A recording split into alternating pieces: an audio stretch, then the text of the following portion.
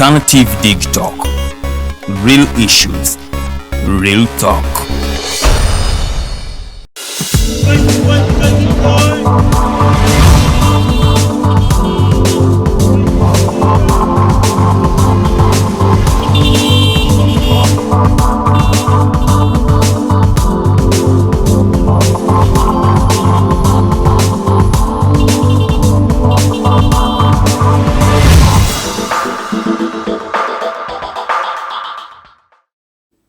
Well, at 5 minutes past 7 a.m., we are back. We are better. It's a new week. We are The Mighty Drive. Good morning and welcome, of course, to this edition of The Mighty Drive Show. My name is Karuhanga, Edgar Mathew, and today is the 22nd day of November 2021. We are out of the weekend. It's a fresh new week. A new week that has a lot of news, a lot of information that you'll be getting right here on The Mighty Drive Show. Thank you so much. It's a cold morning in Makindye where I am right now. Tell me, how is it feeling where you are? How is the new week? And I think you are already out of bed and you are trying to make a life for yourself, for your family, and of course for the world and for Uganda in particular. Mbandiza nnyo kushoya ey'olunaku olwaliro enganzi era kyasanyu okubanga tugenda kubeera nawe kuva ku ssaawa zino zennyini ssaawa emu ey'okumakya paka ssaawa 3 ez'okumakya. Those are 2 hours of in-depth analysis, 2 hours of information that of course you will be able to enjoy and disseminate and also get at the comfort of your fingertips. That is what we are doing. We are redefining the social media narrative in this country. Tuleetawo enkola empya eya digital. Jukira, a future ya mulimu guno gwe tulimu, the future of media is actually digital. So it is okay for you to be streaming live on our Facebook platform. That is at the Alternative Uganda on Facebook. Ne ku Twitter no je tuli, ku YouTube je tuli, ku Instagram je tuli, Teddy Tenjo yagulawo account, ne ku TikTok nayo yonna je tuli. Nkyasanyu nnyo kubanga olunaku lwaleero munneegaseeko.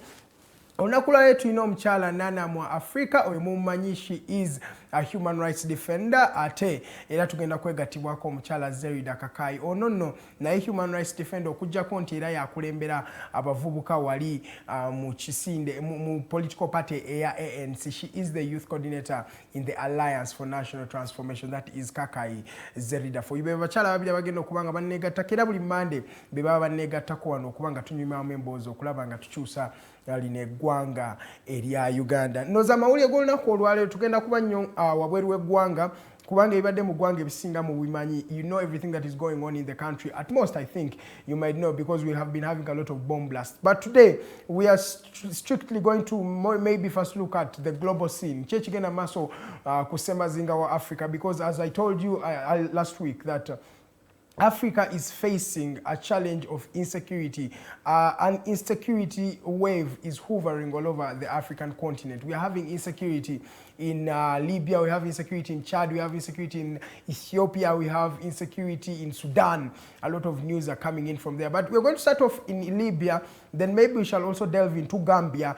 Wetuve Gambia tuchakwa tuogera kondoza mu Ethiopia eyo ne ku Sudan kyekigenda maaso. Wiki ewedde era nabagambako ku mwami FW de Klerk yali president wa South Africa eyawa obuyinza abaddugavu eyabuwa Nelson Mandela mu 1994 yava mu bulamu bw'ensi era naye maybe wetufuna obudde tujja kubanga tumwogera. Katandukireko mu ggwanga lino erya Libya okuva omwami Kano Muammar Gaddafi lwe yava mu bulamu bw'ensi eno ndoza mujjuka mwaka gwali 2011 twalaba ensi eno ng'etandise okuba ng'edobonkanira ddala oba ng'etandise okuba ng'eva ku trajectory gye yali ekulembedde. Libya by that time was one of the biggest countries in Africa, one of the biggest oil exports we had coming in from Africa. A country that had reached a point ngetuso kubanga etandise okuwola amawanga, ngewola amawanga ga Europe, aga England, agawa wonna. Ndoza mukimanyi Italy tumubanjiza ddala ensimbi. Abasajja bana Libya bambanjiza ddala ensimbi nnyingi.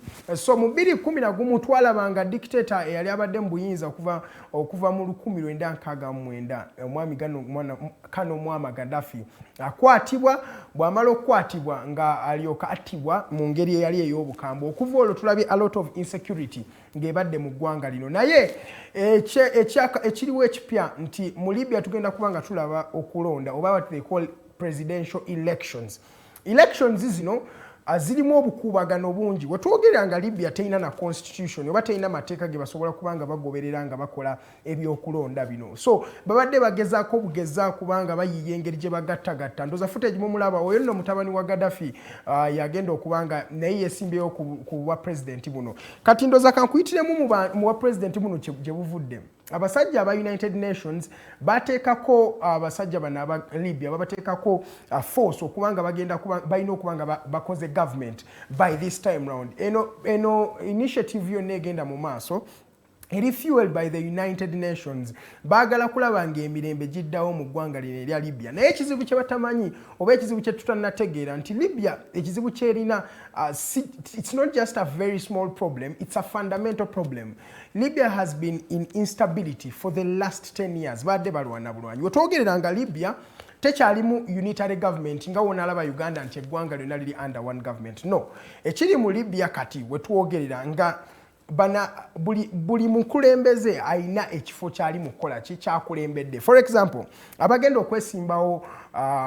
okwesimbawo ku bwa president mu ggwanga lino erya Libya mwemuli omwami Khalifa Haftar mumujjukira nnyo mu lutalo lwajja omwami Kano Gaddafi mu buyinza omusajja nno yalukulemberamu nnyo ng'ali wali mu kibuga kye kyakulembera paka sawa ekibuga ekyo ekya Benghazi abasajja bano balwanyisa nnyo omwami ono Kano Mwama Gaddafi kati azze right now ye head of the Libyan army head of the Libyan army ali wali Benghazi eyo sect already yagikulembedde then azze kuba president tuli sure bana mukkiriza then waliyo omulala bamuyita Fayez al-Assar now Fayez al-Sarraj ono head of government of national accord yeno government jengambe gibali mu kuteekawo in fact eriawo eringegezaako gatta eggwanga naye tesobola kubanga erigatta kubanga kati bano abasajja bayawukanyeemu ate mu kwawukana bonna balina amamundu that means they are all waiting for what they are fighting they've been fighting for the last 10 years since Kano Mwama Gaddafi left up to now they are still fighting so Fayez yakulembeddemu government of national accord naye azze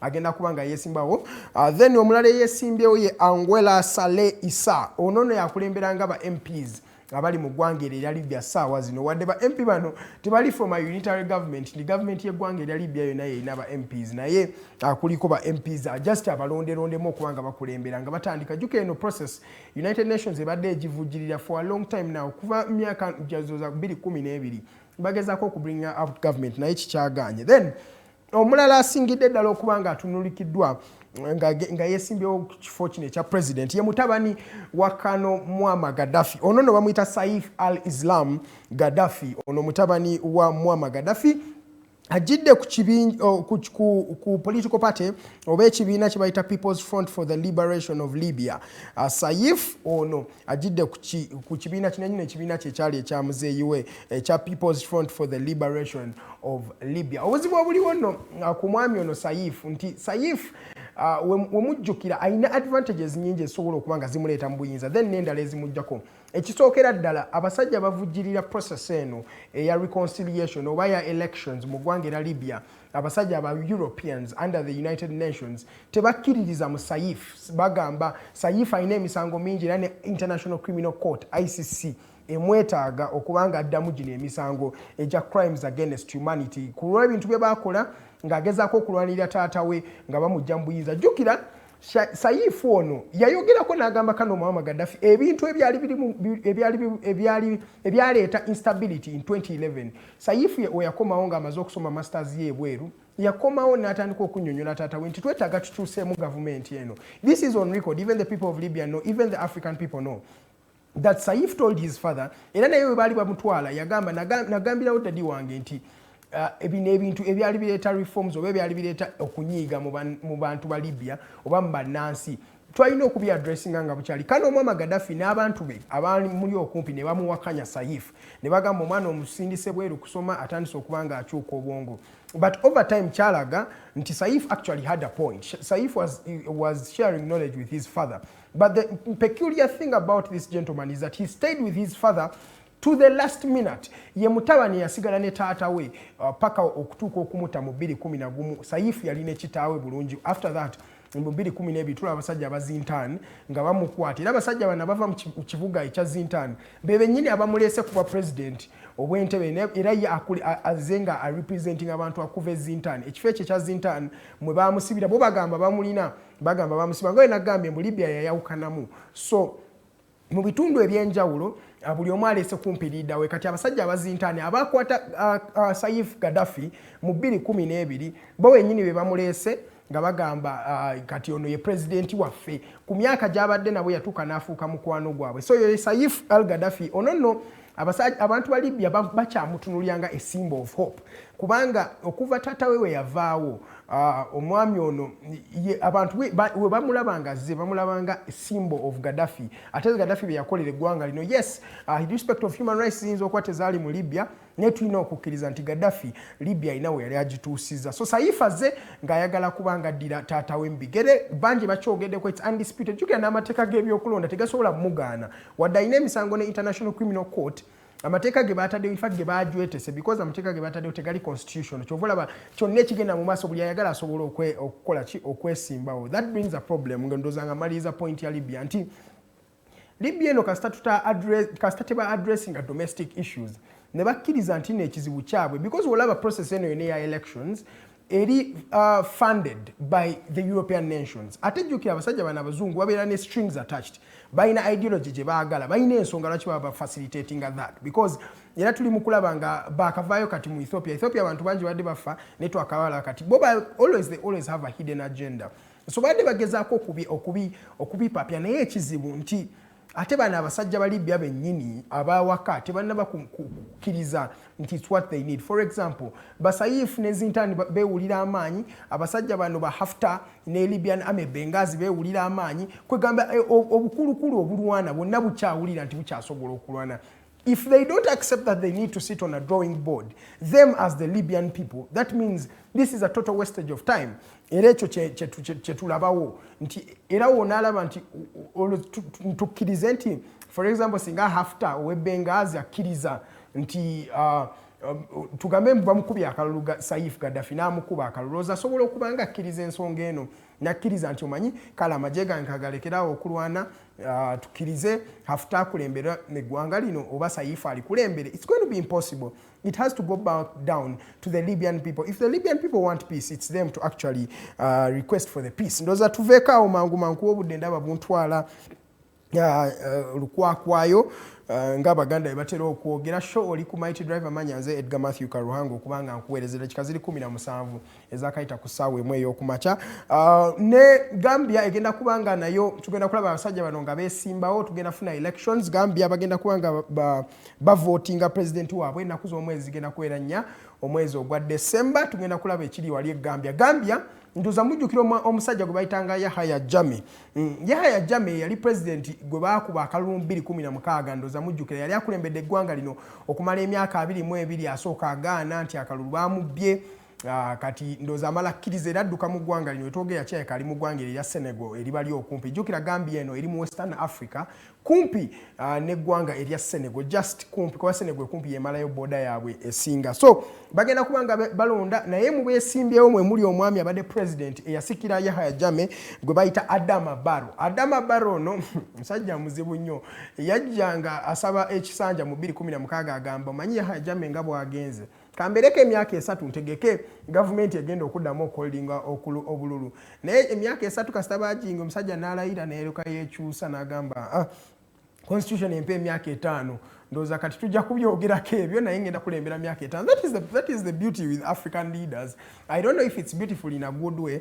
but that is something peculiar with African leaders in fact with leaders at the end of the day so Adama Barrow akomyewo yeesimbyewo wadde yali yasuubiza abantu b'e Gambia nti ngenda kubeerawo okumala emyaka 3 amazeeyo emyaka 5 era kati akomyewo ayagala kwesimbawo wadde abangi mu Gambia bagamba Adama Barrow ono ayina engeri gy'abadde tabadde muntu ali straightforward era tebakyamukkirizamu so tugenda kulaba obukulembeze bunaddamu ne bukyuka mu ggwanga lino erya Gambia oba omwami Adama Barrow anaasobola okuba nga alikomyawo jjukira eggwanga lino erya Gambia liyise mu bintu bingi abasajja bano be bamu ku baavu. It's one of the poorest countries we have in Africa. In fact, it's the smallest country in Africa with a population of 2 million. Kasi katono nnyo. Wokalaba kawezaako kimu 1/4 of Buganda. Oyinza okugamba mbu ne Buganda yonna like esinga Gambia okubanga nnene. Gambia erina abantu miliyoni 2 era balina engeri gye badde bagezaako okubanga beekyusa okuva ku musajja ono eyababbira ddala. Bana ate wetwogera ku kubba. Ekiri mu Democratic Republic of Congo yejja kwetaaga show number because bagenze ne bamanya bakoze the biggest data leak. Waliwo information eyaliikinze okuva mu bank of BGFI, eyo bank eri wali mu ggwanga erya DRC. Eno bank eri kumpi ne State House ey'omu Kinshasa. Just osala busazi n'ogenda mu bank eno. Naye bank eno ebadde elondaringa ssente. Oba ya facilitatinga obubbi bw'ensimbi z'omuwi w'omusolo mu ggwanga lino erya DRC. Juga DRC lyerimu ku mawanga agasinga obwavu mu nsi. Era ne Uganda nayo kesinga DRC. Naye nga DRC wogiraba obunene bweriko. Olaba resources zerina. Naye nga eri mu kukaaba ennaku. Naye ng'omusajja Joseph Kabila ne famire ye kye baakola lino eggwanga nga baabaswindolinga over $243 million. Ze sente ze zaakabalwako ze zaakabalibwako mu ngeri gye baali bakola. Waliwo company bagiyitanga Oil Sun Company. Eno company yali ya petrol mu ggwanga lino erya DRC. Naye nga company eno eri owned by sister-in-law wa Kabila ne sister we. Sister-in-law yalina 40% of the shares mu company eno. Then nga muganda wa Kabila nga ye yalinga manager wayo yalinga agitwala. Naye engeri gye babbamu ssente nga bajja ssente mu confines oba mu bakiyita batya ssente we tuzitereka mu ggwanika ly'eggwanga nga basajja bazijjamu ne bazinvestinga mu companies zino ne zilondaringa ssente nga bazizanyiramu kwegamba nga bazanyiramu ssente y'omuwi w'omusolo eya omuntu wa DRC oba omuntu okuva e Congo. Kino kye kiri mu Africa sawa zino. It's a very, very big story that has been making rounds for the last week. We saw a lot of my God ekiri mu DRC kyo sigenda kijagimalayo kubanga obudde bungi naye woba osobola ndoza njagiba olunaku olw'enkya nja kutula wansi nsooka engicompiling bannyonnyole engeri bano abasajja gye babba eggwanga erya DRC paka ssaawa zino. Todujjuka Kabila yabeera mu buyinza from 2001 to 2019 myaka 18 ng'akulembedde eggwanga lino naye kyalikoze yaleka asudde systems sente zonna bazibbye. Kati kye neebuuza nga kyazikomyewo wano ewaka. If it came back home here 40 years and we've had the same government, ladies and gentlemen, webirizuuka chiche tulimanya, what will we realize when we find out that that is what has been all going on in our country? Ladies and gentlemen, obudde bumpeddeko gega amawulire sigenzeko mu Ethiopia, sigenzeko mu Sudan, sigenzeko mu South Africa, naye olunaku lw'enkya nja kuleeta DRC ngezeko okwogera ku kiri mu Ethiopia because abatigre we twogerera batandise okubanga bali kumpi n'ekibuga Addis Ababa. Babulayo kilometers nga 3. Kilomita nga 3 kwe kuvanga wano paka nga Kienjojo kuba kati njogerera wemmanyi. Ano Kienjojo nga Fort Portal. Yes, nga Fort Portal. Kati ye distance yo kebulayo. Abasajja bana batigire okubanga bawamba government eri mu Addis Ababa. Ahmed Abiyo yagamba tebajja kubanga bamuwangula. Kati n'olutalo dulye era twalabe ne Secretary of State omusajja Anthony Blinken kuva mu ggwanga erya US yazze wano ku ttaka lya Africa ali mu kutuwalinga yagenze mu ggwanga erya Nigeria n'agenda mu Senegal n'agenda ne mu Kenya agezaako okufindinga solutions for the Ethiopian problem. Though the question is, why is the United States coming out right now? United States has been seeing these things going on. Abantu bafudde bangi by the way ba discovering the mass graves ziri mu ggwanga erya Ethiopia nga abantu 10,000 nga battiddwa nga baziikiddwa we batyo. Naye nga ssaawa zino bwe tulaba United States bwekomawo kyobula mbagamba buli lunaku nti there is nobody who loves your continent like yourself. There is nobody who loves Uganda like I do. Not even a white man can love Uganda for me. So, gwe mawulire mangi agagenda ku maaso mu ggwanga lino tulina insecurities mu Uganda. Mawulire mangi nja kuba sijja kubanga nga sobola okugamalayo. Naye tugenda kubanga tuwummulamu we tukomawo katutandika okunyumya ku mboozi eya security eri mu ggwanga lyaffe erya Uganda. Abantu batandise okubanga bafa ba suspects battibwa. In fact, katuleme kubayita ba suspect katubayite bantu because you're only a suspect if you are aligned in court. If you're not aligned in court, that means me and you are at the same political spectrum or we are at the same level. So why are suspects or why are these people being killed or murdered in cold blood? One example is Mr. Sheikh Chirevu. Sheikh Chirevu was murdered and his family says that he was not fighting the police or in any way. He was just gunned down and he was shot to death. That has happened to the people of Ntoroko. Banji bali basibyeko kubanga bali babasuubira okubanga bali part of the ADF. Baba kuba amasasa agabajjambudde. Lwaki kigenda mu maaso kino? Why are we killing people? Is there something else we need to know? I'll be asking Miss Nalongo Mwafrika and Kakayi Zeridah about these things, and we find a way to build our community. My name is Karuhanga Edgar Mathew. It's a good morning. Let's go in for a short commercial break.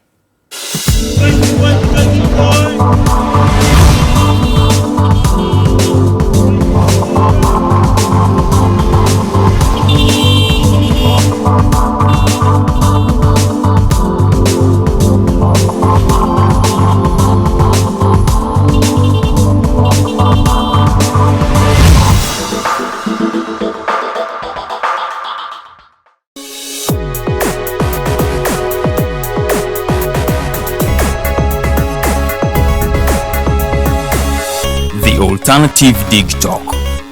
Real issues, real talk.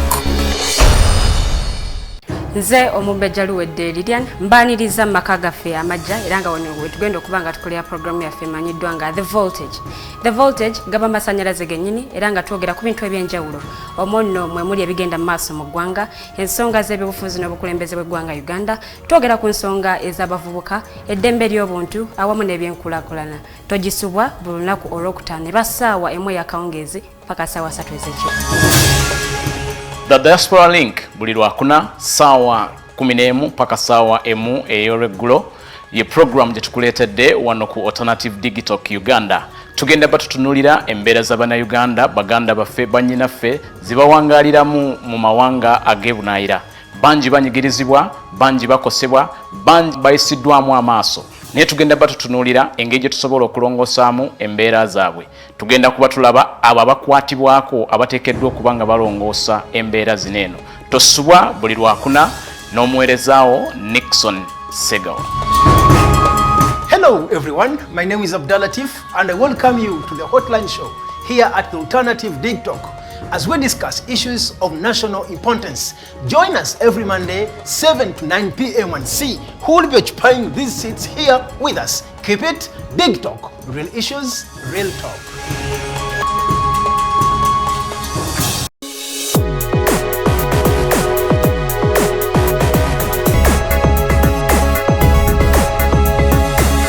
The Alternative Dig Talk. Real issues, real talk.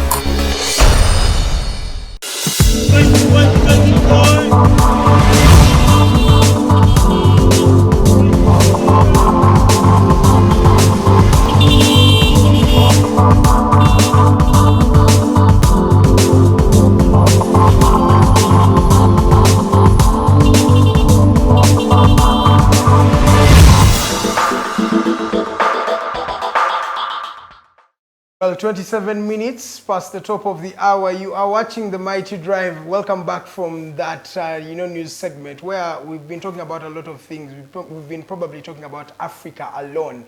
We are coming back home. We are bringing it home with Miss Nalongo Mwafrika. She's already here. We're waiting for Miss Zeridah to also join us, and we'll be talking about these things. We're talking about the state of insecurity in Uganda today. Why are suspects being murdered? Is even the security operative, are the security operatives doing enough, or what is enough to protect the Ugandans? We had a bomb scare. Oh, in fact, it was not a bomb scare. It was actually a bomb that blew on Tuesday last week, and we up to now I think we have over 6 people who died in this bomb blast. Why are we having these things?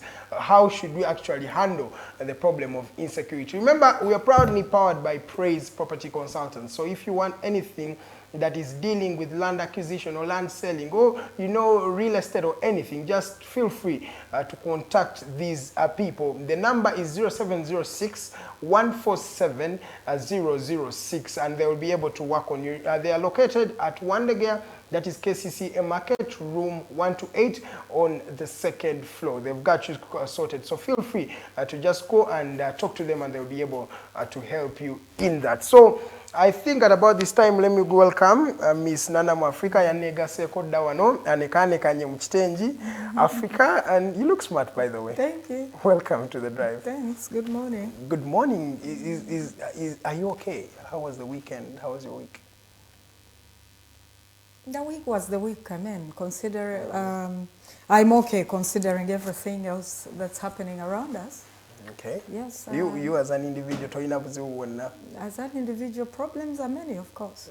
You don't have a voice of dissent in Uganda, and you don't have problems. We have problems constantly. Yes. But we manage with the grace of God. Okay, we are also managing with the insecurity today. We are seeing a lot of things happening. Maybe I just want to find out from you, what is your take of what is happening today? We are in a Uganda today where people are being, murdered. Let me use that term, because these people are not even put to trial or anything. We're just murdering each other. And you may say, if you wanted justice, maybe why don't you take them to court or something like that?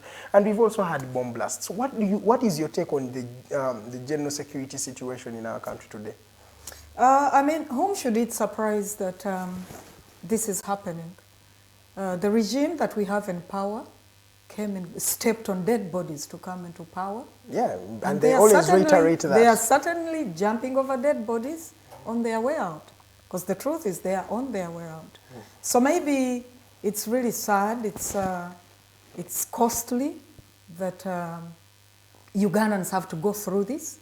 At a time as this, we have COVID, we don't know the way forward with the COVID, and now the insecurity taking peak. But like I've said, it shouldn't surprise very many. There was never goodwill for power to change, to change peacefully and to change in a less costly manner. If you look at how the Constitution has been trampled on, many would even think these are just works of art by these so-called liberators. Why not? Why not? Kubanga kakati, they are talking of ADF. ADF twakatandikira ojiwulira.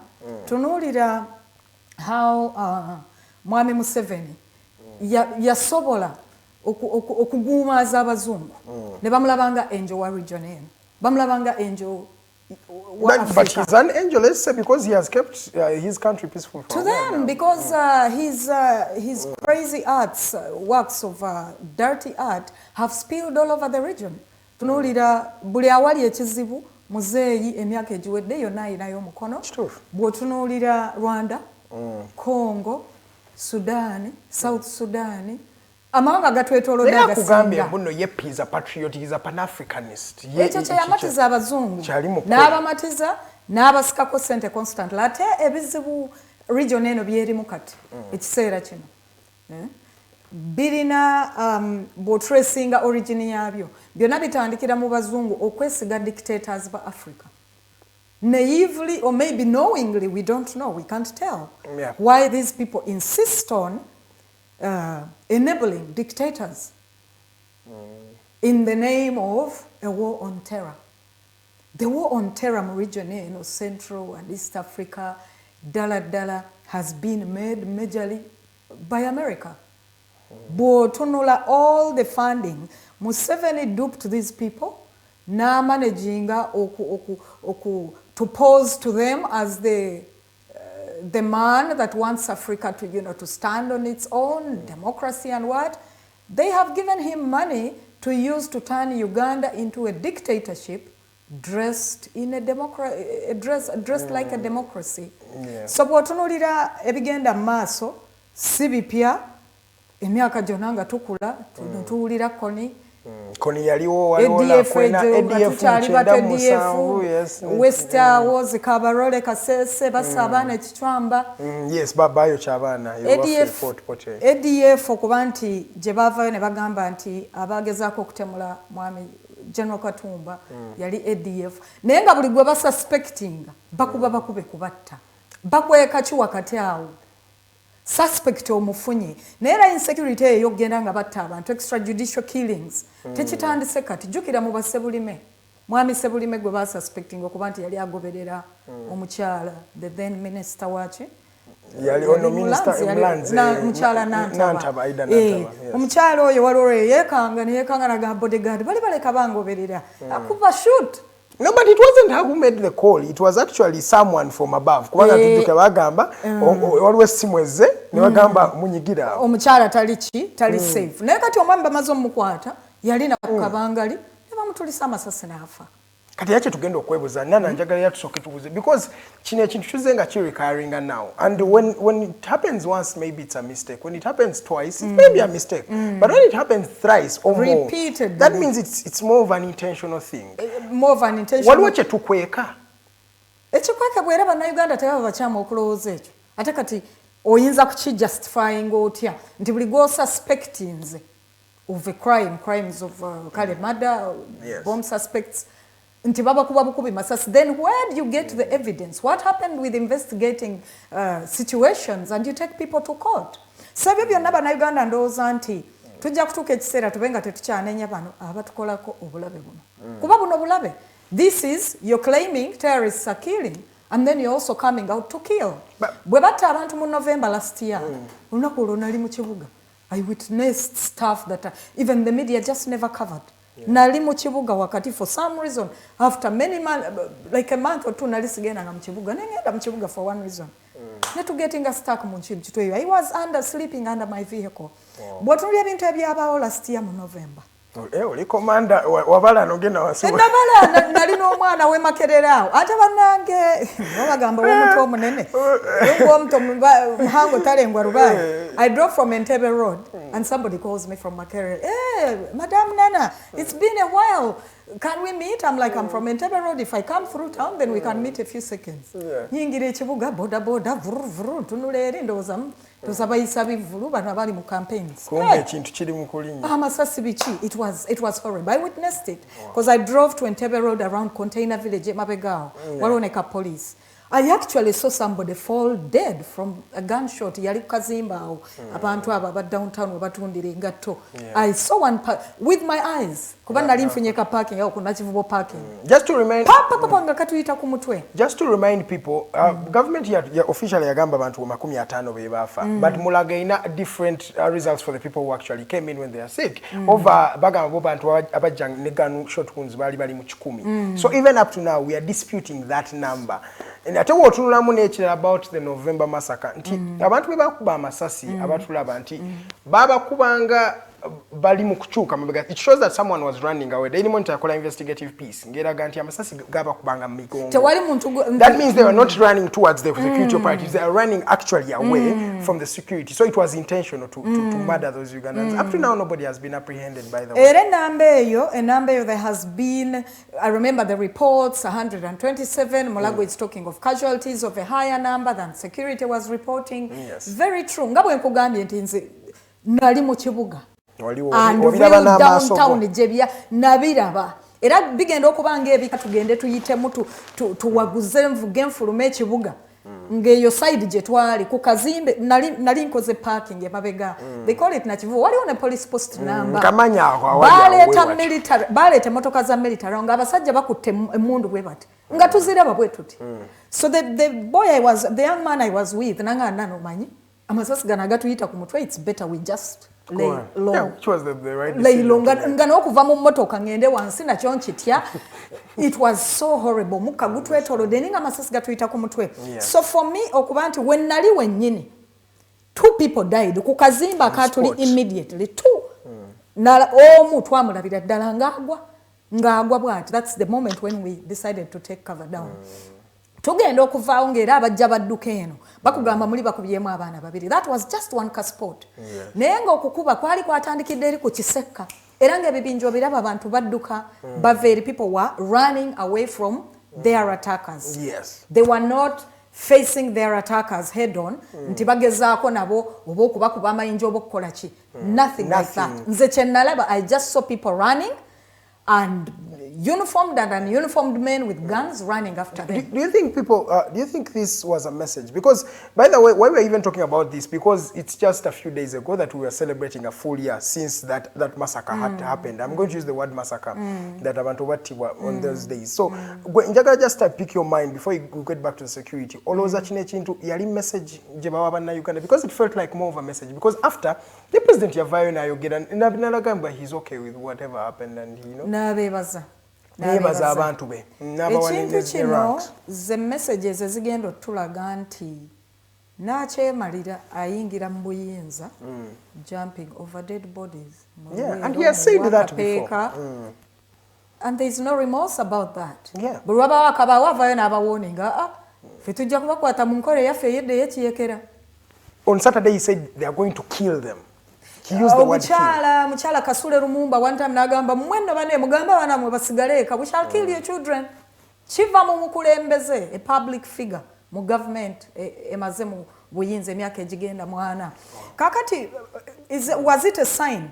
Yes, it is a sign. They are warning us kuba every passing day balaba nti abantu bagenda bagwamu okutya.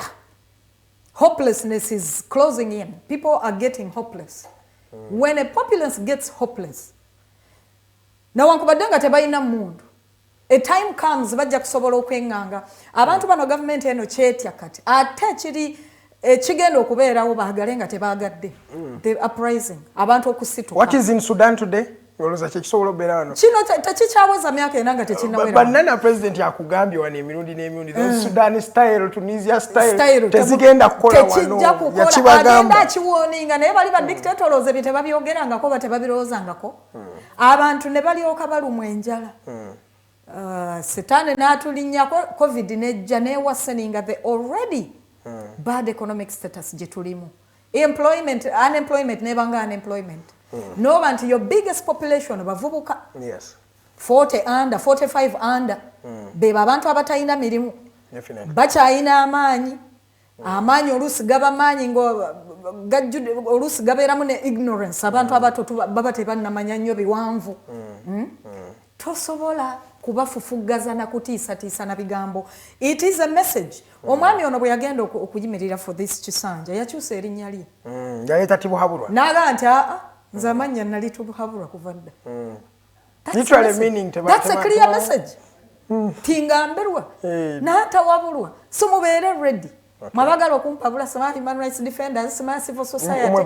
Kati nvuddeyo clearly nze Tibuhaburwa. Okay. Well, edakika ziri ana mwemu ezakayita ku ssaawa emu eyo kumakyankyali n'omukyala Nalongo Mwafrika twogera ku the state of insecurity in the country. Ngaye twogedda mu abakatwegattako ndowooza mwakitegeera nti basuspects bangi kati abakattibwa. We twogera mu spate ya nnaku nga wiiki emu bantu 5 bakwatiddwa nga battibwa. President Museveni yagamba nti bakakwata abantu 7 bo be battiddwa baka arresting abantu 116. Kubine ebya bomu ebigenda mu maaso. The question is, why are these suspects being murdered on spot? Era mchala Nalongo Mwafrika akyageza kutunyonyolako kati era ono nga we nabagambye she is a human rights defender, she's a renowned human rights defender. So Nana obadde okyamalayo ensonga yawo, you're talking about what this actually means. This is a sign that President Museveni is trying to make. It is a sign, it's a message nti atugamba yes nkiraba mu nkooye. Yes, you're all awake now. Yes. Awakened to the fact that I've abused the constitution.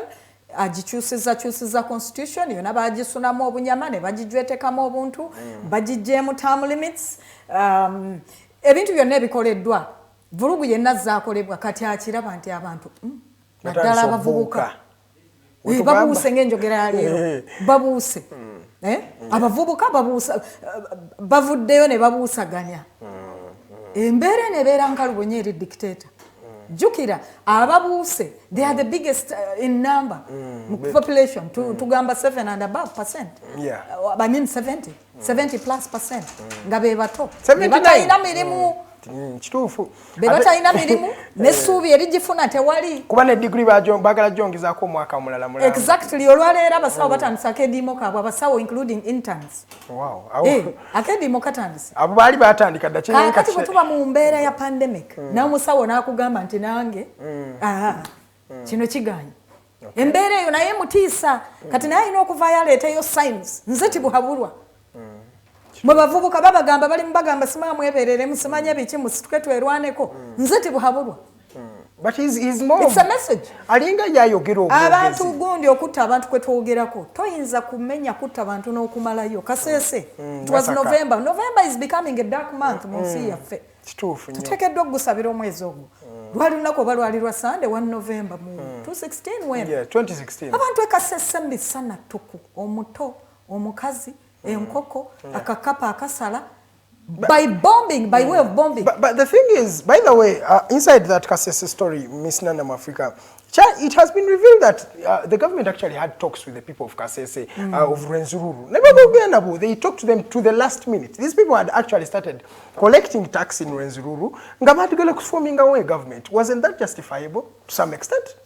The killing, you can never justify such a killing. A massacre. When you say killing, you put it down. A massacre. Yes. Because these were hundreds of people. Ate nawo bagamba nti era enamba zagetinga edited. Kuba abantu bakugamba abantu bafa nnyo. Olubiri lwali lujjudde abantu abakyala obwana obutono ki. Kakati that massacre in Kasese kyabuswavu nnyo nti n'omusango gye gwawaabibwa bagamba nti tekyatantamountinga to acts that human rights ono naye alimu oluusi agenda n'agendamu ebirumira science gwe tutategeera oluusi ng'Abafirika omusango gwe jjukire conclusion yaagwo gwe baatwalayo abantu b'e Kasese yes baafa yes kwali kutta naye ne babaako engeri gye baakiwumbawumbaawo etaamatiza bantu naye abantu b'e Kasese was the killing was that massacre, that action by government, can it ever be justified? Never. Why? Kasese Rwenzururu district emubwete. These people could have been cut off in any other way. Omwami Sokati Mugenzi, General Kasirye Gwanga, yali Major General, yali Major General.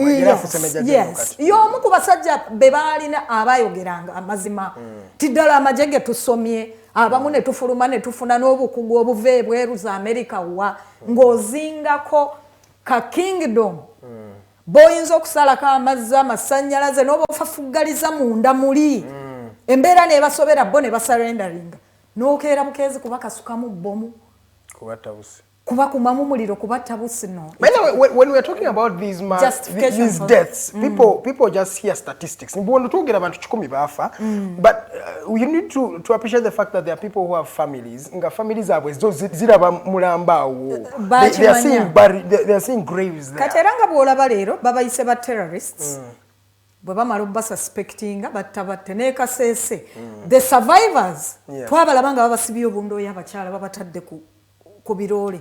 Mbuba bavuga ekiro nga babayira amazzi. We were at the time there was Mukyala Kizanga MP ng'abakyala mu civil society meeting entinda ku church awo ne tutandika prayer for Kasese netukuŋŋaanya obuntu ne tuweereza mu baana abaali basigaddeyo bamulekwa naye story endala tezitera kuvaayo bafufugaza media nebanga nayo tefulumya the real picture. Kasese the survivors were bundled on trucks naked. Abakyala babambula zijjukira omwami Kaweesa omugenzi era naye yatuula wamu n'omukyala amanyiddwa mu civil society Mukyala Matembe namugamba mwami Kaweesa mwakoze byonna bye mwakola nga security okukwata abakyala ne mubambula ne mubalinyisa ebiroole nga bali bwereere ne mubaleega ebifuba ekyo kyo mumaze okubagira tebalina mundu tebalina njambiya ze bakutenga bw'matugamba nti balina amajambiya. Omwami oyo yabulwa kyayogera bambi n'agamba nti twasanga bamaze okweyambula, it must be their culture. So nekikulaga in a minute nja tugende kwewa Zeridah so kumaliza in just a minute maliza nekikulaga nti yes they will say nti ab'e Rwenzururu baali beegugunze baagala kwekola mu state within a state within a country. Naye is the remedy.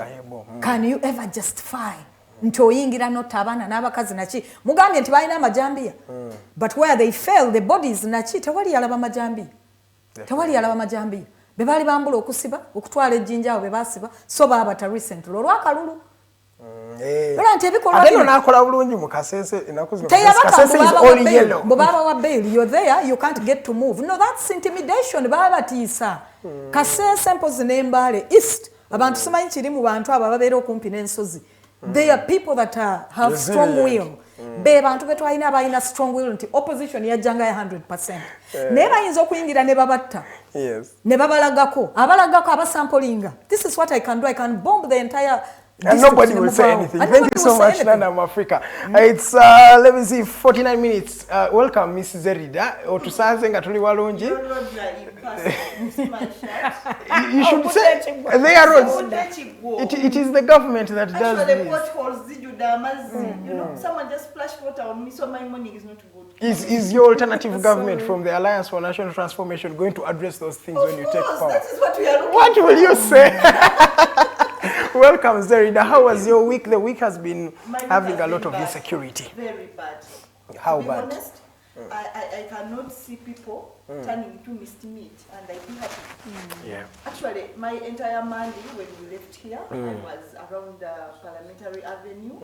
I was at Roger Chambers almost my entire day. So on Tuesday morning, I was heading to town. I just hear boom, bomb blast.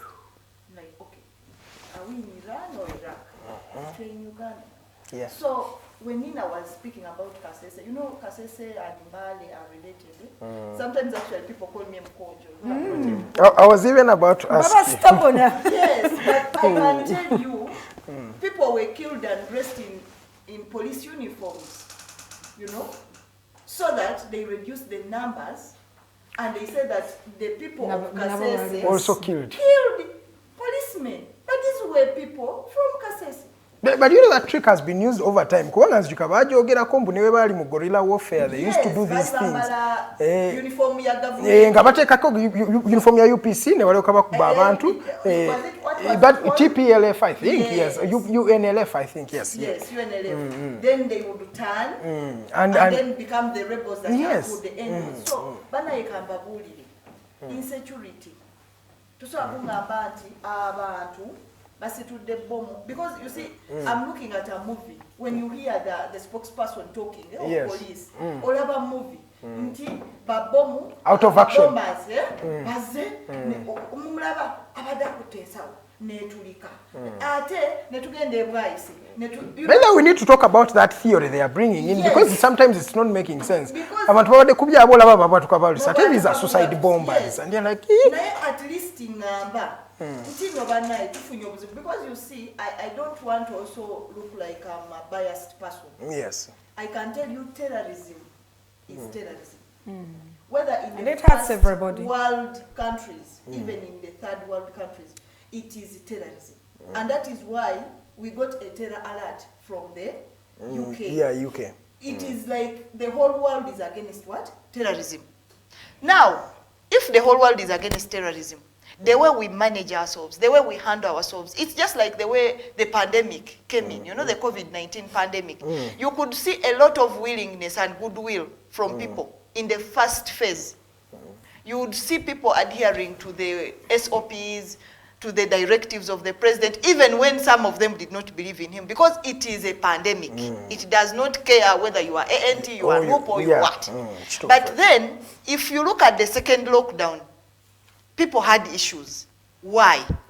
The way the government has mulled two things, politics and management. The moment you mull two things, it's a problem. The same to this. You cannot, right now, we are having a feeling that Muslims are being persecuted. It is a feeling, it's a general feeling. I have brothers who are Muslims, I have sisters who are Muslims, I have friends who are Muslims. I'm worried for them because at this point, you just hear Muhammad has been shot. If someone is a terrorist, actually I'm very interested to know what is their plan, who are they? But when you kill somebody, that is, maybe it's called killing evidence. Yes, it is actually killing evidence. Meaning you have a hand, you don't want some certain facts to come out. Olina kyokweka. Lwaki oba obatta? Lwaki tobatwala mu kooti? President yagambye mbu baba tebasazeewo if they don't give in and give up and you say ne bakkiriza nti bawanguddwa, they are going to be killed. He bagenda kubatta. Ekyo kibaawo in a situation where you are in a war affair. Okitegedde nti bagenze mu nsozi z'embaale, balina emmundu, balina buli kimu ekirwana, atirale balwana. Awo amagye galina right ekola ki? Ebatta. Naye bwe tubeera mu terrorism, modern terrorism ng'eno, Zeridah has been linked to terrorism. Abeera nakawa. Mujeyo. Muyise mu process. Because I believe treason is connected to terrorism. oba olidde mu nsi y'oluki olukwe. That is a charge. You can be charged, taken to court. Actually, they say mob justice. Jamiru mukuru ali mu court wetogera yes, so what is special? Why is it that kati lwaki bano abalala tebabatwala? What is so special about these terrorists bano? Lwaki bafiirawo? Simanyi twamukubye omukono kakati bwe twatuse kati ate omukono omuntu afa atya nga bamukubye omukono. Obwebwayise, that is the report they were giving. Kakati Sheikh Kalevu yali wakawe. Because the account of the family is different from the account of the government. Definitely, 100%. Omuntu ali handcuffed already. Awanise emikono. Lwaki oba ate omwongera omukuba amasasi and in front of his children and wife. Awo tugenda okubanga tutandikira. Ladies and gentlemen, eddakiika zibulayo 5 kubanga ziwera ssaawa 2 ez'okumakya. Tugenda kubanga tuwummulako nga tuwummulamu naye nga tetunabagenda nsaba mu abatulaba olunaku olwaleero. Send in those comments. Tubuulire, what do you think of the state of insecurity in this country? I'm even intentional about saying the state of insecurity because it's not a lot of insecurity we have. So feel free to just send in that message or just comment, and I'll be able to read those comments later on in the show. And then in the next hour, you will be able to call in live. I'll be reading you the numbers after this short commercial break. My name is Karuhanga. I am with Nana and Miss Zeridah. Let's go in for a short commercial break. We shall be right back.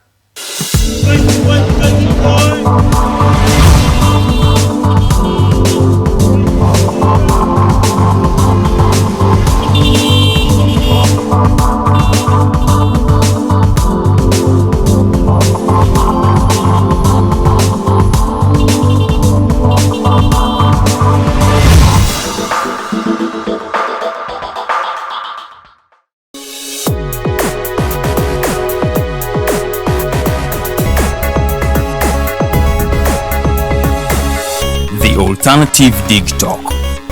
Real issues, real talk.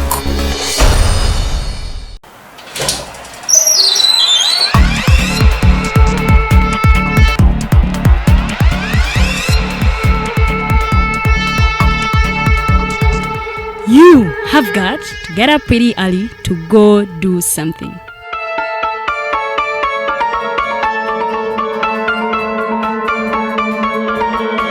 We are the Alternative Dig Talk.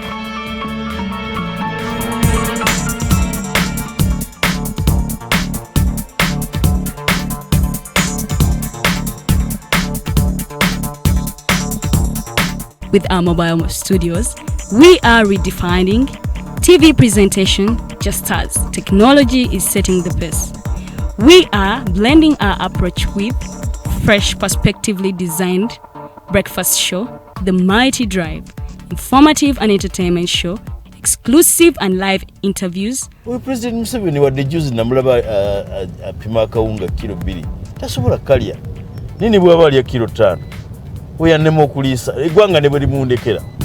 Njagala kwebaza the Alternative Dig Talk etuwadde kano ka Mighty Drive era n'abatuwuliriza bonna abali ku mikutu njagala basaba mugendo maaso n'okuwuliriza.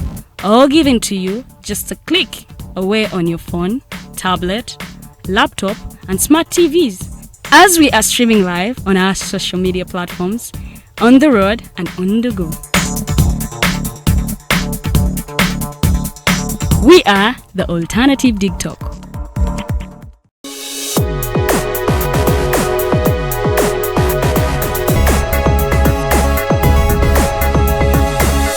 The Alternative Dig Talk. Real issues, real talk.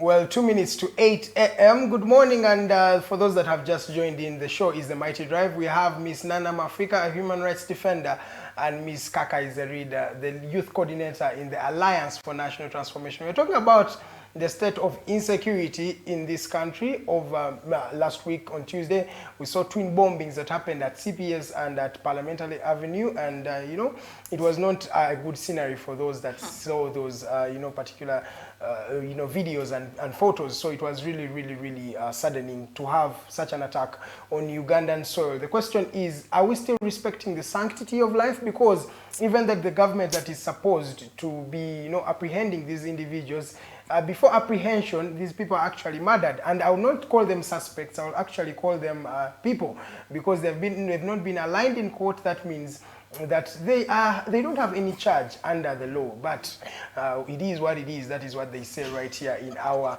community. You can call in live. The number is 0789 017-145, or you can call in into our Airtel number. Airtel nja kuba njibasomera kawo maaso naye musobolozera ne ku page yaffe kweziri tujja kubanga osobola tukubirako in this hour. So ko buze kuba n'abakyalo babuze ate commenting ku the state of insecurity, what you think, how best can we address this security problem, or just drop those comments mu comment section tubuli ekikyolowooza ku discussion again amaso. The hashtag is the Mighty Drive. Wali ku Twitter ne ku Facebook osobola okubanga okozeseeyo #the Mighty Drive tujja kubanga tulaba messages zo nazoweereza. Ndowooza tuwere tukyalina omukyala Zeridah Kakayi. Obadde okyamalayo ensonga yo ng'oyogera ku suspects okubanga battibwa on spot. On spot. Nze ekinneewuunyisa, you know, I've just remembered something, mu video bwasooka okufulumanga bomu zakabwatuka. This MP was struggling to save people. Abali bafunye injuries. And the police ran away. Yeah, police yagamba tukole ki? What do you want the police to do? Kati omusajja mayinja asatu nagamba tukole ki? You know, there is fire. There is a fire department in the police. Yeah, chibuuliza ddala. I mean, at least mulete kabangali. That is the smallest, you know, omutindo gwe tulina. Leta kabangali zitwala abantu. And then you see government vehicles refusing to rescue Ugandans who bought those vehicles. Oshaba, wegamba ntunulira ensi yange ngamba tuli kuki. By the way guys, abatagala kwogera mugenda kufa. Nafa abasama tugenda kufa. Because I can tell you one thing. Abantu ba Tuesday bafa bali banalumanya ne salumanya. People died. I saw a lady crying. Police. You'd see her. She's trying to, like, she wanted someone to help because she was in shock. Okugulu kwali kufunya obuchi, obuzibu wali kujubili. So what I'm trying to say is one thing. Museveni, the government here, and a regime here, because this is not a government. A government includes me. This regime here, ategere chintu chimu. Ajje security mu byobufuzi. Ajje amajege mu byobufuzi ne police, all the security organs. Security matters and security organs. Asooka abijje muki mu byobufuzi. Number 2, atunulira abannayuganda ng'abantu bonna. Because we have no choice tumulina. Yatwesibako we tulina yete tulina kyakola. We are stuck with him. Oshitegera. Nente zilonda mu Uganda. By the way, I was on Wednesday. Was it Wednesday? Yes. I was in a shop, a diary shop. Yes. A common wananchi was telling me, "Oh mani, it's a sichalonda." Then I said, Luaj, you're supposed to vote. Nagamba nedda. Nebwe nonda. Nebwe stalonda. Your vote doesn't count. Banondera. Not actually. Yete yagamba nti akalulu ke tekagasa. Yagamba akalulu ke nga tannalonda. Already baba bakoze eki bamulondedde. Kati already yajayo term limits, because I found her talking about that. Yajayo age limit. Naye yakyalonda abalamuzi. Kwegamba kati buli wamu yatutayiza mu judiciary jali. Mu koti jali. Isn't that what happens when you overstay in power? Exactly. He has married everything. Kati saa zino all systems are not working. Alinosoka akube simu ambulances zijje zikima abantu ku Jubilee bebakubye bomb. You know, he's the one addressing the security issue. Yekambuze omuntu eyasoma political science afuuka atya security expert. Kuva yalwana olutalo nalumaliriza yalwana luddawa kubanga abani naye mu nsiko njagala Museveni atulageko essasi limu eryamukuba omubiri. Gali luddawa ate kati anatwe yabulya nedda atugambeko nti kale liri mu kifuba nga Namboze bwe yagamba nti bw'anaaleeta gawuni agenda bawa milioni 10 nange njagala atulageko nze sirina milioni 10 wamaze ndi activist mukimanyi saagala ambalimbe naye njagala atulageko nti bwe nali nwana bankubako wano essasi beba abantu abalyanga enkoko mu nsiko nga bakadoogo tebalina kyakulya kubanga all those are stories. Ebyo bigambo byo ndoza kanyingizeewo wano Nana Mwafrika.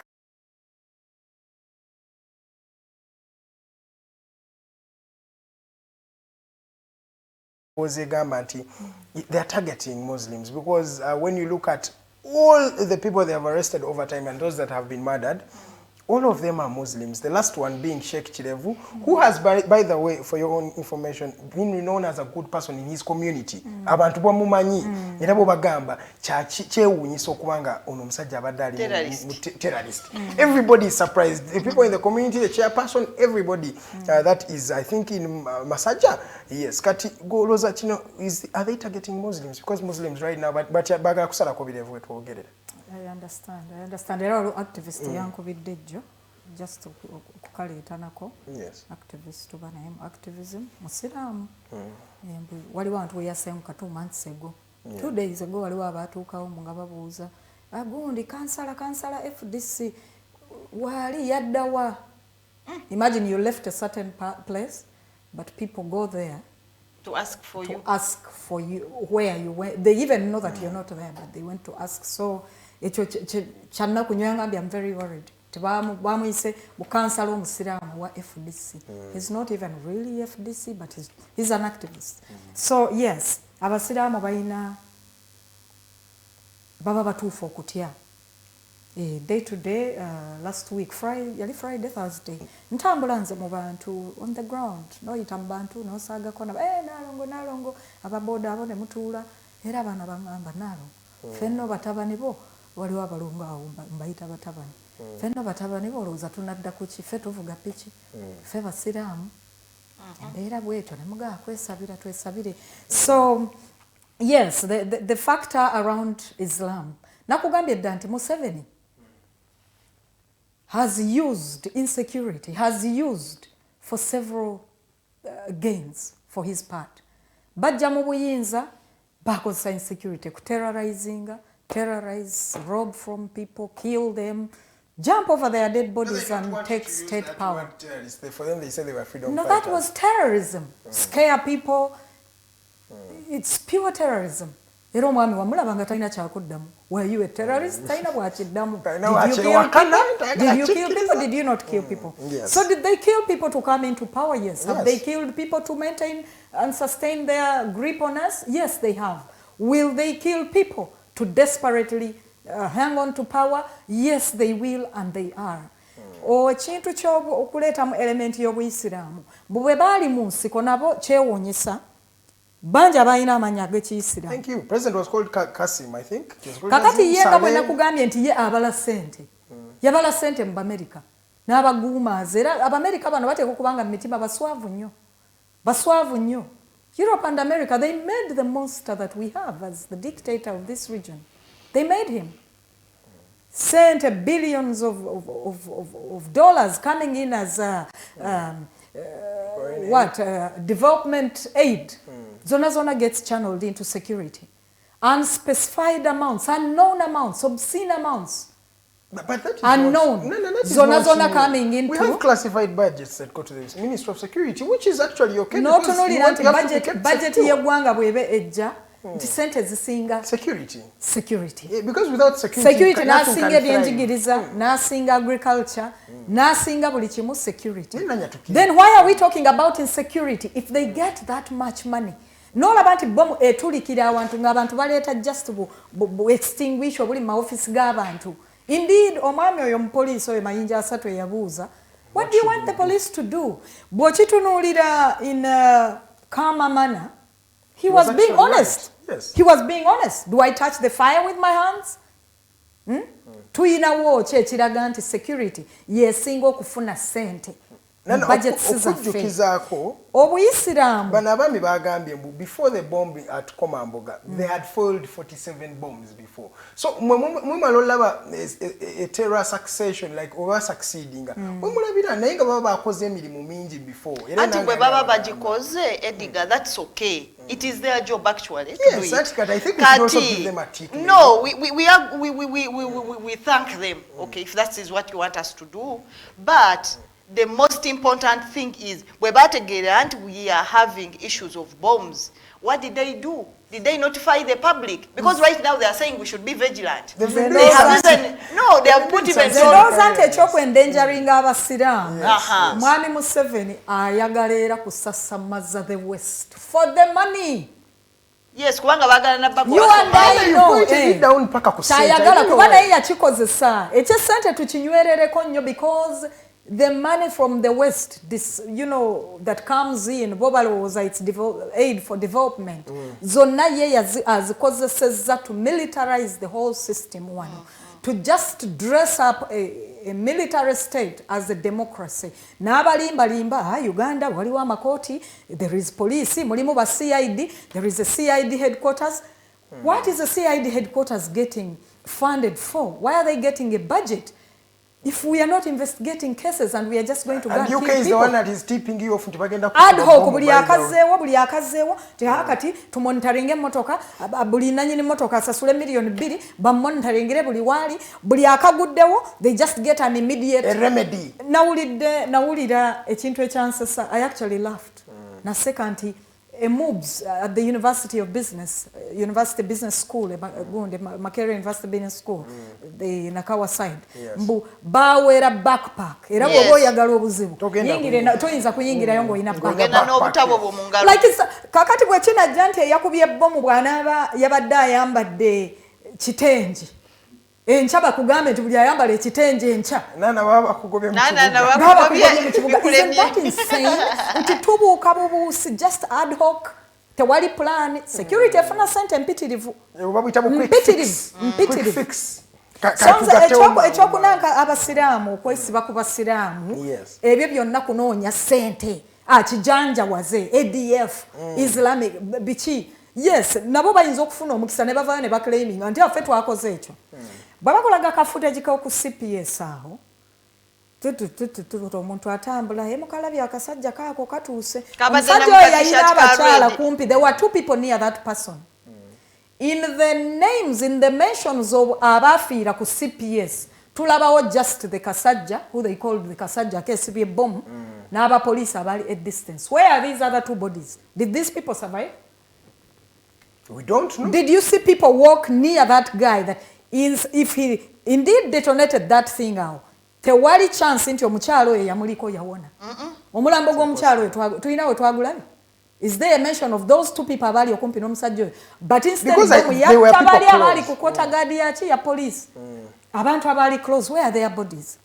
So there is a lot of silly science being put together to justify things. Abano ba terrorists, bano ba ADF.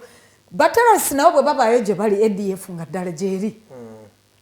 They can use, anyone can use that chance to, you know, to claim power.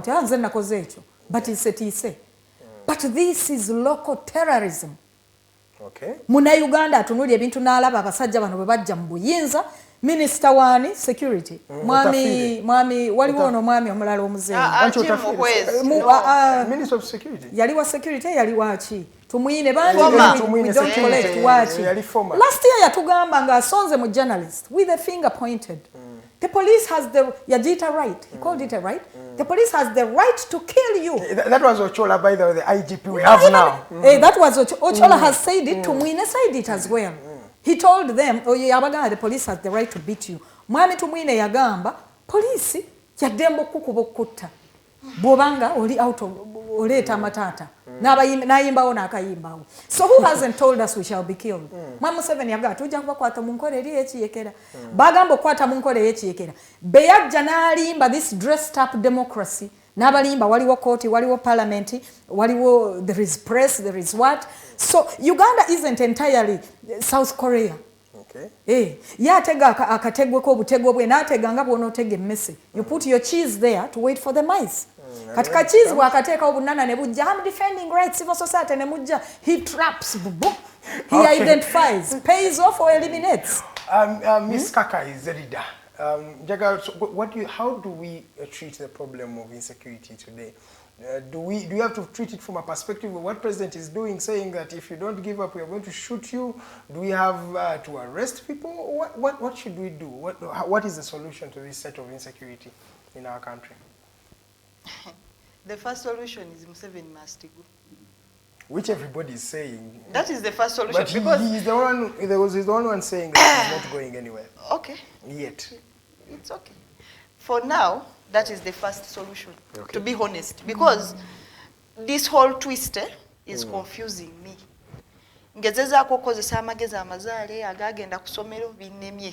Because I think, okay, that's the first solution. But before we talk about that, because that one should be more of covert than TV, the TV ya the issue is njagala twebulira amazima. That is the first thing. Actually, even when Museveni leaves, those are the things we should talk. Twebulira amazima. Amazima gali nti, if there is terrorism, if I want to use it, actually the third if is what I'm using. If there is terrorism, let them be professional. Tujemu ebyobufuzi. Because the first turn off in this whole thing was the Kamamboga thing, where they said they saw two young people putting on no t-shirts. Simanyi neba ordering'a beer. I looked at this girl, mwana muto kozi musinga. Yali atamidde by the way. Omwana yali atamidde. Tuli mu beggar economy. Omuwala nga byayogera tebikoordinatinga. Nagamba simanyi basabye bia ne bafuluma ne badda nga olabira ddala it is a script. That was the first turn off. Because nope, t-shirts, that was a turn off for all Ugandans. Because even if it is nope, let me assume nope making bottle bombs, it's okay. Katuchogere, because you see in this matter, like whoever murder case, I'm murdered. Anybody can be a suspect until they are proven to be innocent. Okitegera? Kakati ekisookera ddala nupu tesobola kuba nsiru bweba yeekala ekola bomu neyambala t-shirt ezaayo zennyini yandiyambadde za yellow kubanga era abantu bajja gamba yiyi ate twabawa obululu ate mututta, you know. So we use common sense. Ekisooka, let's be professional, tujjemu ebyobufuzi. Ekyokubiri, bwe ziba bomu zino kituufu gye ziri, let's take things seriously. Kubanga tulina departments nga Nina bwagambye. By the way, we have a lot of security departments in Uganda. Nti endala tetuzimanyi ne titles endala nze ennaku zino nabivaako ndaba bulabi, uniform ndaba nnyingi, departments ndaba nnyingi, kati byansobera sikyabitegeera. But these departments bw'otunuulya mandate zaazo zirina ebintu byenjawulo bye zisobola okola ki okola. The question is, citizens should be asking right now, how did we reach this point? With all these security, how did we reach this point? How did we actually? How did we reach this point? It means one, either we have incompetent people occupying these offices, or tetulina gadgets zikola, though we assume we have. Kitegeeza sente waliwo awalala ujja zikola ki gye ziraga kubanga budget bweba nnene nga you have a budget of around 12% only covering security. Bino ebirala byonna biri mu eri percentage. Kiraga nti there is a problem.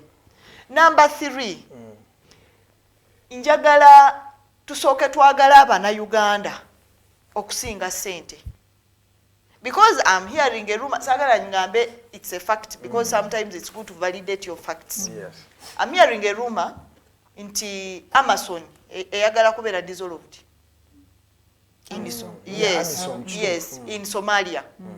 But and so kulaba nti relevance ya Amazon egenze ekola ki eggwaawo. Bingi ebibadde no mu Somalia eyo waliwo n'abantu be batta of recent basindika UPDF abajasi baffe ne babatta by the way ne babatta others were sentenced for 39 years over indiscipline. They were shooting at Somali people. So ebyo incidences ezo zibaawo because of stress. I don't want also to castigate they want the security kubanga omuntu bw'abeera nnyo mu masasi ng'omuntu mental health ye nayo nkulu. Now I'm talking about Somalia. The Somalia question is something we should interrogate. Tumanye ekituufu. Ye abantu bafa abagendayo bameka abadda. By the way, we never get these reports. I am just thinking about it right now. But everybody knows that this country they don't respect, I think, statistics because tebabiwa bantu. You the budget. Tewali amanyi kigenda mu maaso. Ogenda n'owulira abantu bali mu central salirewo ekirimi omanyi nti abaana bangi between the age of 18 now and 24-25 tebali profile, tebali identified. Yes. Bajja nze nja ku example, bajja a few years ago, government negenda mu masomero ba collecting a data w'abaana. Zijjukiro bwana ye bwaleeta bifo omuntu bijjuza. To date, I think not even 1% of the kids registered in those schools, abawezeza ne 18, tebalina ndagamuntu. In my own house, abana household, abana been taking a care of. 3 people of age, 18 now. They are not identified. Taina national ID. They are not exactly in school. Amasomero gaggalawo. We can't afford international schools. So olabanta abana baffe bagenda kuba framing. It's very easy. What do you do with an 18-year-old ali ku street bale sente bomu etulikidde wali bamukwatiddewo talina kimwogerako. ID gyalina yabadde mu ssomero 2 years ago since COVID waggale. So tewali mukululo gwonna. We don't know our people. Era bw'olaba list y'abantu casualties at Mulago abapoliisi bo bayina ennamba. But the others babayita female, black, woman unable to talk. Tebamumanyi. Mu bantu bonna abataali bapoliisi tewali yalina linnya at the time. And those are all signs. Budget yagenda mu those are signs of a broken down state. So chembade ncha driving ako. Yes, mbade nina issue jenjagala okugusa. Nti we want now to prove relevancy. Because Somalia has an element of terrorism. Yes. Actually, that was the biggest issue that took our forces there. The same to Congo, the same Kati waliyo nakalala akekonga akamazemu. Nti Katumba was shot because they are constructing roads in Congo. I think you heard that because I listen. Address yona najiwuliriza. Nti Katumba reason emukubisa amasasi was they are building roads in where? Congo. In Congo. Kakati Congo factor already tumanyi n'emisango ejatimba ne gold okubba kakati ebintu ebyo obigattagatta. You ask yourself, why now? Why terrorism now? Somalia Amazon bagala jijayo. Congo tetukyalina access right now eyingirayo. Lwaki? No, soko oleke Rwanda togendayo. Rwanda terina nnyo kyamaanyi saa zino. Rwanda eyo nayo nsonga ndala. Congo lwaki mu kaseera kano? Yes. Tuguddewo tukoze ekkubo. You get the point. Kubanga ekkubo linaatera okuggwa. Ate terrorism eze. Ate ba ADF baliwa Congo. Naye tukoze ekkubo. Ekkubo eryo nga Uganda litugasizaawa. Bagamba mbu Northerners, actually the justification they gave was Northerners abali is it Zombo, yeah? That part bakola wine, mungi. So they want to sell wine to the Congolese. So they are trying to create infrastructure to do what? To transport wine. Naye nze ng'omuntu akola analysis. Nebuuza oluguudo lunaatera okuggwa lugenda situla ki? Lutwala ki? Lwaki saawa zino lwe tufunye bbomu? Kubanga ekintu kyenjagala Abannayuganda ekintu ekyakyenjagala bamanye. Nina yakikoonyeko katono naye teyakireese out bulungi. Yayogedde ku nsonga y'abantu okukyusa amannya nti Zeridah is a Catholic, not a Muslim bambi. Zeridah becomes Hanifa. Even mu reports za police ziraga nti waliyo abantu who were Christians but they are using Muslim what? Muslim names. Yeah, in the report. Sagala tubawaire nnyo.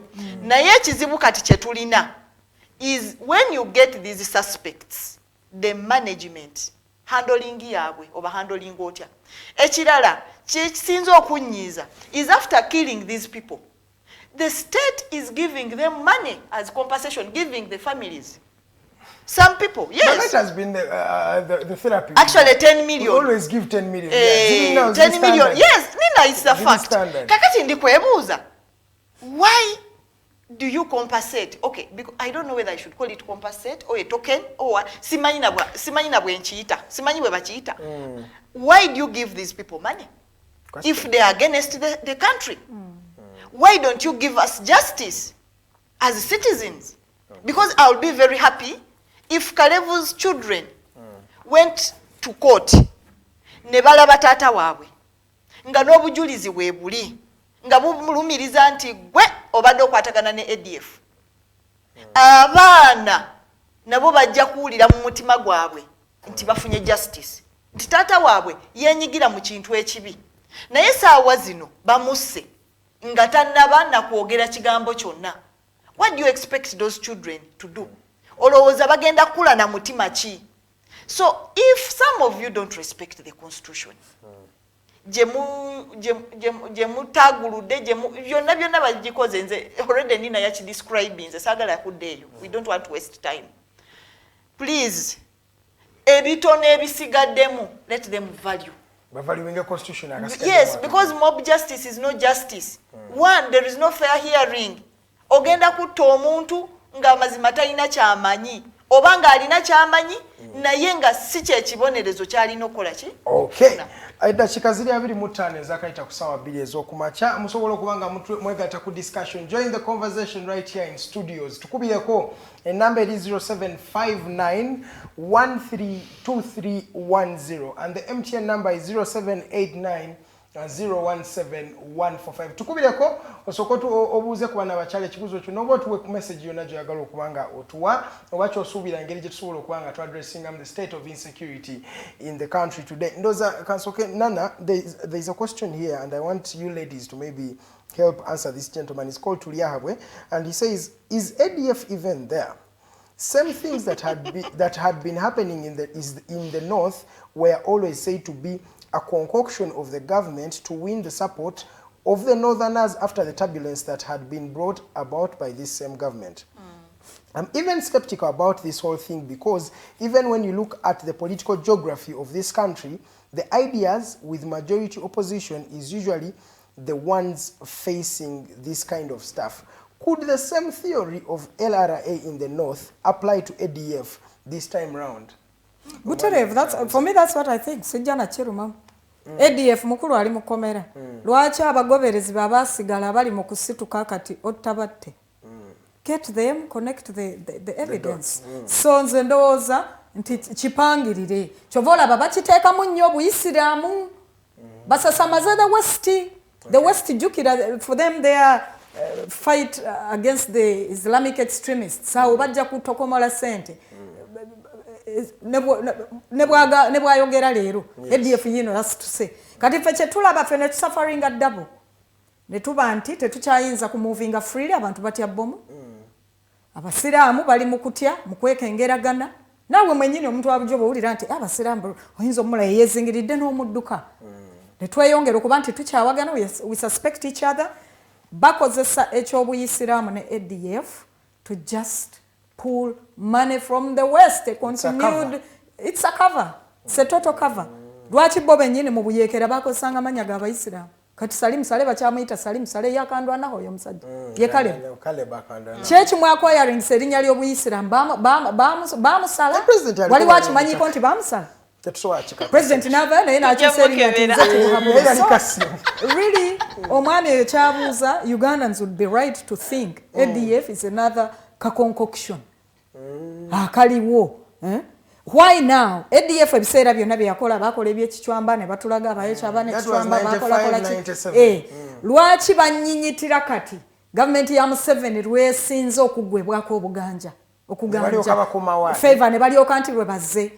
ate bo mwendala ezakuba abaana ewa nakasongolezo bagamba nkadde zaali zasigalayo tebikwatagana bye boogera tebikwatagana ADF this could be also their own works dirty art dirty art so gamba we are in a theater watching a movie yes really na ochogera ko chimchana Zeridah omwami chayogedde is ADF a concoction kintu twakitaddewo kuteesi cover for something bigger. Hey, Edgar, I told you, because this is a magazine go obuzaale nago okusomero I'm confused. I can tell you because bwolaba ebintu ebimu, you know, I have this rationale in me ngamba. Terrorism is terrorism. Okitegeera ekyo kyo kinsigalamu. Wanga ne bwaba muganda wange ne bwaba mwana wange nga terrorist saagala. But the problem is why Ugandans are thinking the way they are thinking. Engeri ebintu gye bizenga babyani parking, you know? Ate the timing. Omanyi timing mu nsonga zonna nkulu. Omuntu yeebuuza lwaki kati nga bwe nkugambye Amazon baagala gijjawo. Oluguudo lunaatera okuggwa. Why now? Naye amazima gali nti ADF yaliyo. Yaliyo. Kubanga ne Kasese, because I have very close allies in Kasese. Bali bajogerako. Because it usually came in Toroko, Kasese, you know that part, that region.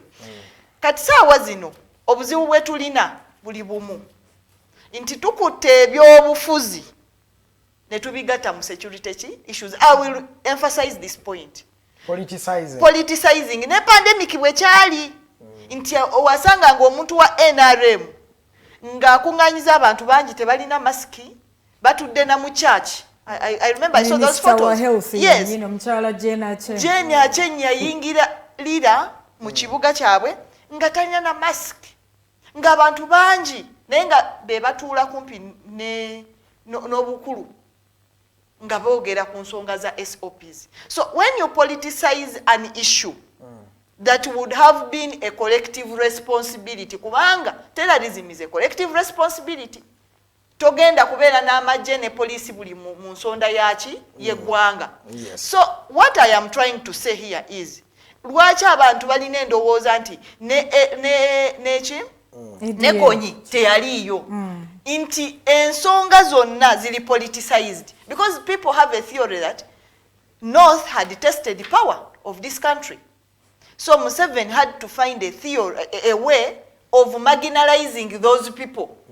And most of these people right now as I speak, because I've been in Gulu several times and I have spoken to these people, abantu bagamba ffe twagamba tetwagala kuyingira camps ne batuyingiza camps. So there is an issue of land in the north, you know that. Naye nga abantu baba kunganya ne babateeka mu kifo kimu ne balekawo ettaka lyabwe. Those are all issues. Abantu abasinga mu north, doctors, professional people, were in exile. Tebaliwo. Bafuluma eggwanga. So these are issues that we need to discuss. That's why I'm saying we need truth telling. Omuntu omutunuulire mu munyo omugambe. That was I think our topic last week, yeah? Omugambe nti omanyi gundi kino na kino kibi. Ate okitwale mu mutima mulungi. So right now the security issue has been politicized. And when it gets into the political arena, kubanga nze omuntu gwe mbadde nsuubira actually okwogera ku nsonga za bomu was not the president. Yes, he's the commander in chief, but in the constitution fountain of honor alina amanya bangi. Naye nze omuntu gwe nali nsuubira okwogera ku nsonga eno, it was either CMI or the police, you know, security. Yes. So that we all fabatakkiriza n'abakkiririza mu Museveni tetubeera biased.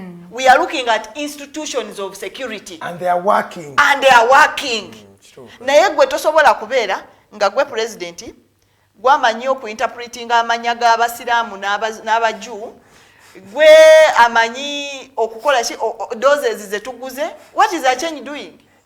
These people get fired. The cabinet evewo. Sente z'emmotoka ziddemula.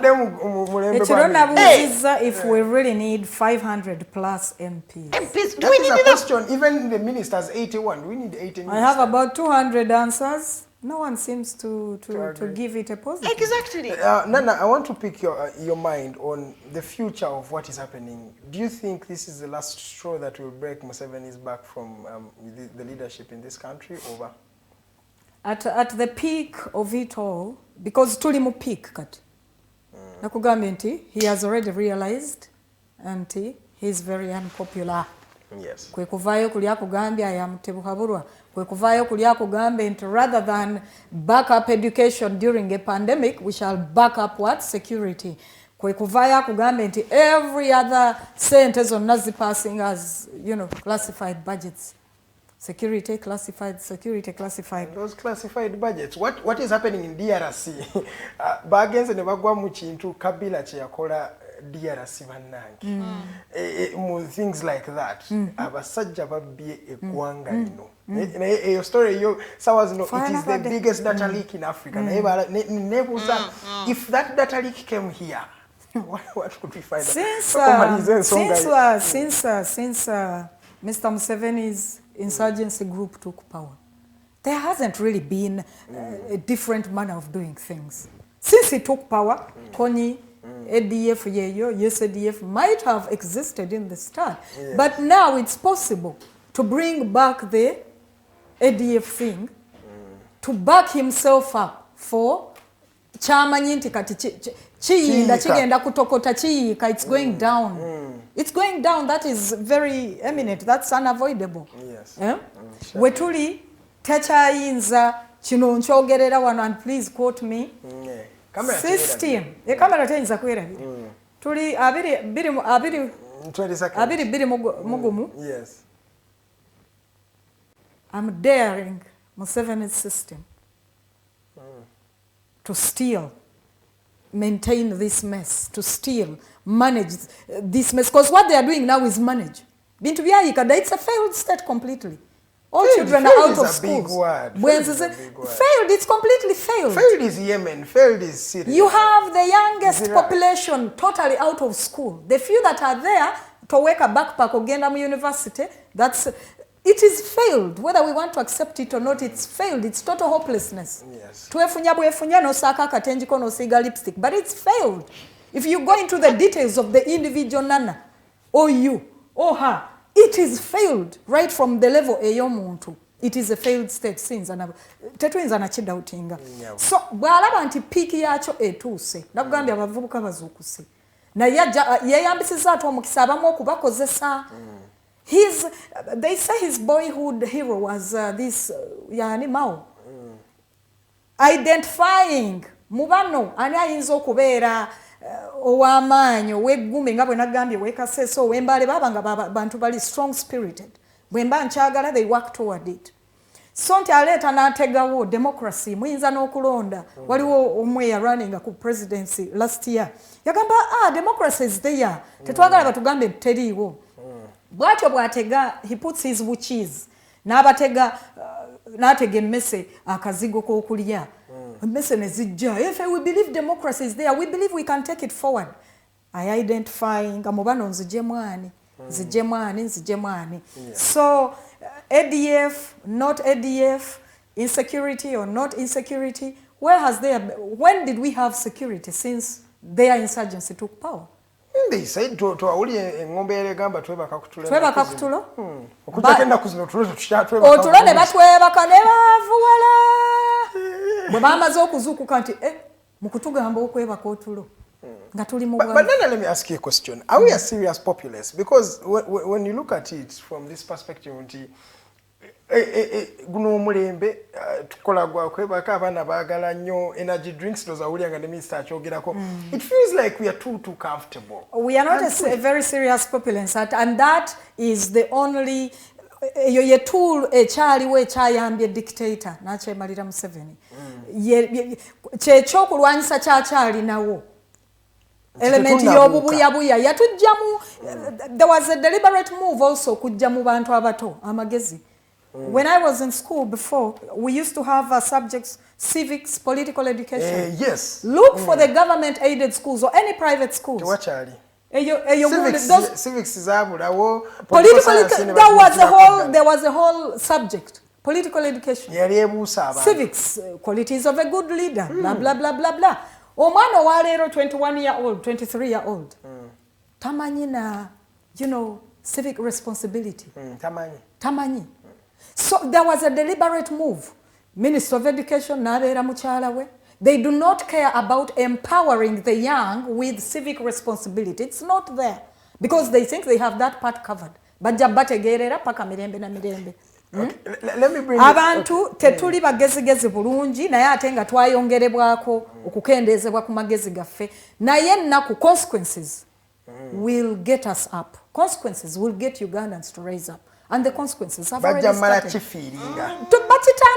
Zeridah, to speak about how Uganda is funny. I want to talk about the population. Olaba, by the way, naturally, simanyi ekirungi as we speak here. Most of us have traveled a bit. Naye Uganda, actually history yaffe bw'ogitunuulira twagala nnyo okugulirirwa. It is the nature. Tusooke tweyogereko ngaffe. Twagala nnyo okugulirirwa, twagala nnyo ebintu by'amangu, twagala nnyo ebintu by'omukeeka, twagala nnyo okunenya. You know, four things.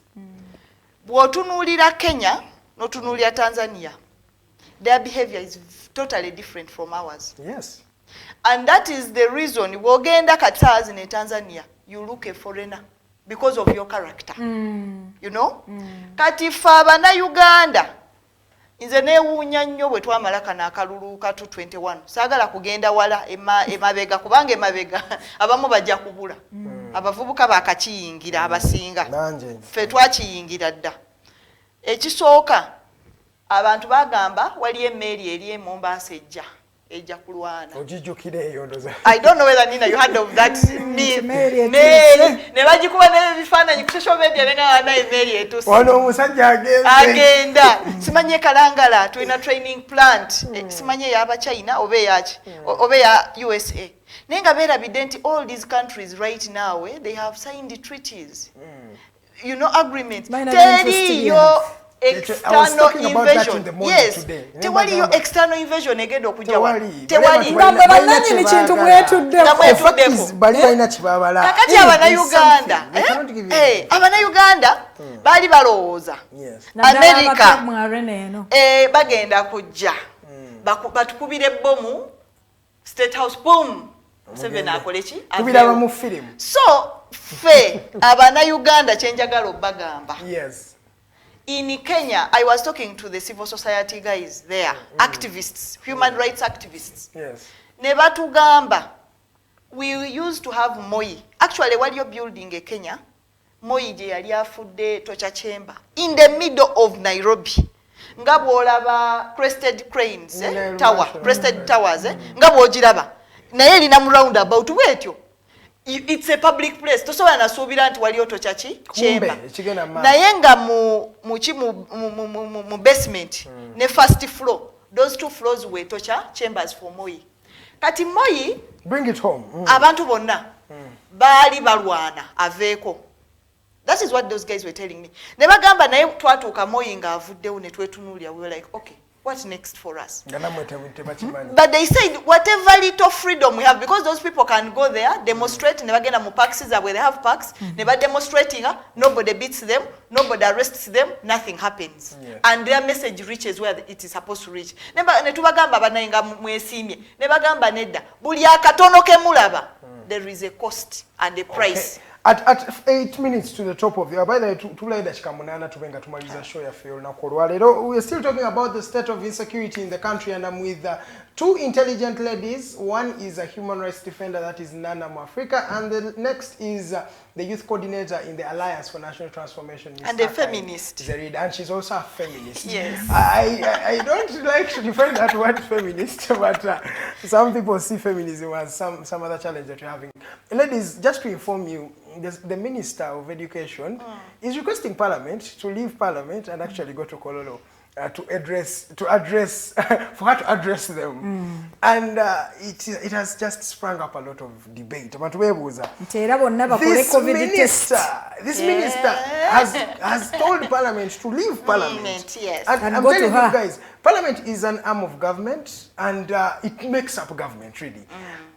And we're seeing what happened in Zimbabwe coming here, because in Zimbabwe First Lady twamula bacheri atandise okubanga akola but njagala tusoke to appreciating nti kino kitutwala wange gwanga nana kantandike nawo obujozi omwana myezi tula nala nti bajoga mujoga basajja kubanga wakati abantu ebikumi bimeka tibonna bakole covid test by Monday mwena mugende mukole covid test. And she's a minister. By the way, she's not calling from a country. And she can come to Parliament. And that's what people are asking. COVID test tezinaba kubera free. World over there is a cost at least. Zentero kutambu. I've spent so much money testing for COVID just because you want to come from point A to point B. So abantu bitano bakole COVID test to go to one person. Watch one person takola COVID test. Najam Parliament. Yes, hello. Someone is calling. Good morning. Welcome to the drive.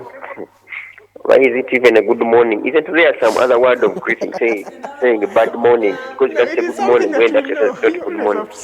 Also, English is also tricky. It's a bad morning. How are you? No money. Yes, please. You see, I must appreciate the duo. I think these are fantastic and intelligent women, but also to add, you see, Edgar, this thing of a post program ya Luganda okikanisa atuinge mu Luganda kati ekizibu musajja watono ngomya mutwe jajja wa mu Edgar mutendereza nga bazukulu be until he addresses the question, the why question, the why would one gather the courage and comes and attacks whatsoever entity in broad daylight, we shall never find a solution.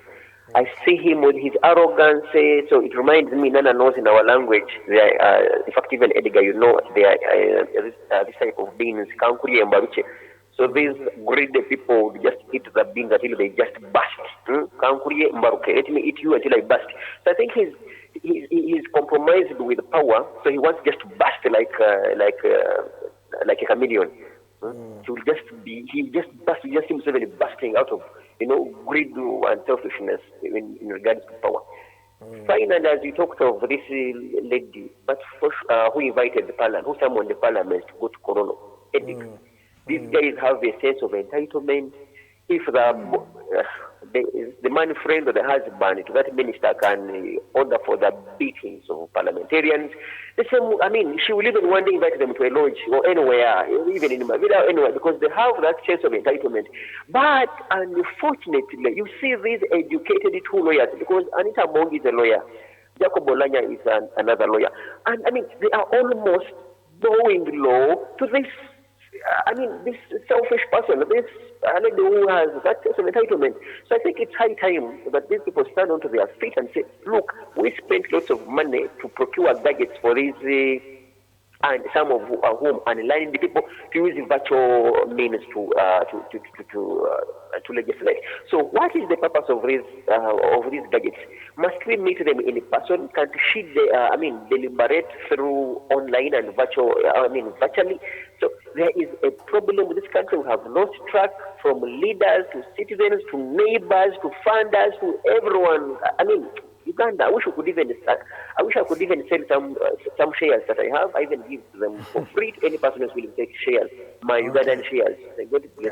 Thank you.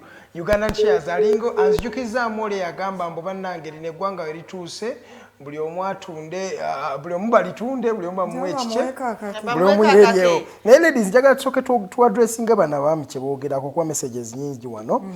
Mutale yagamba Ugandan government is like a kid.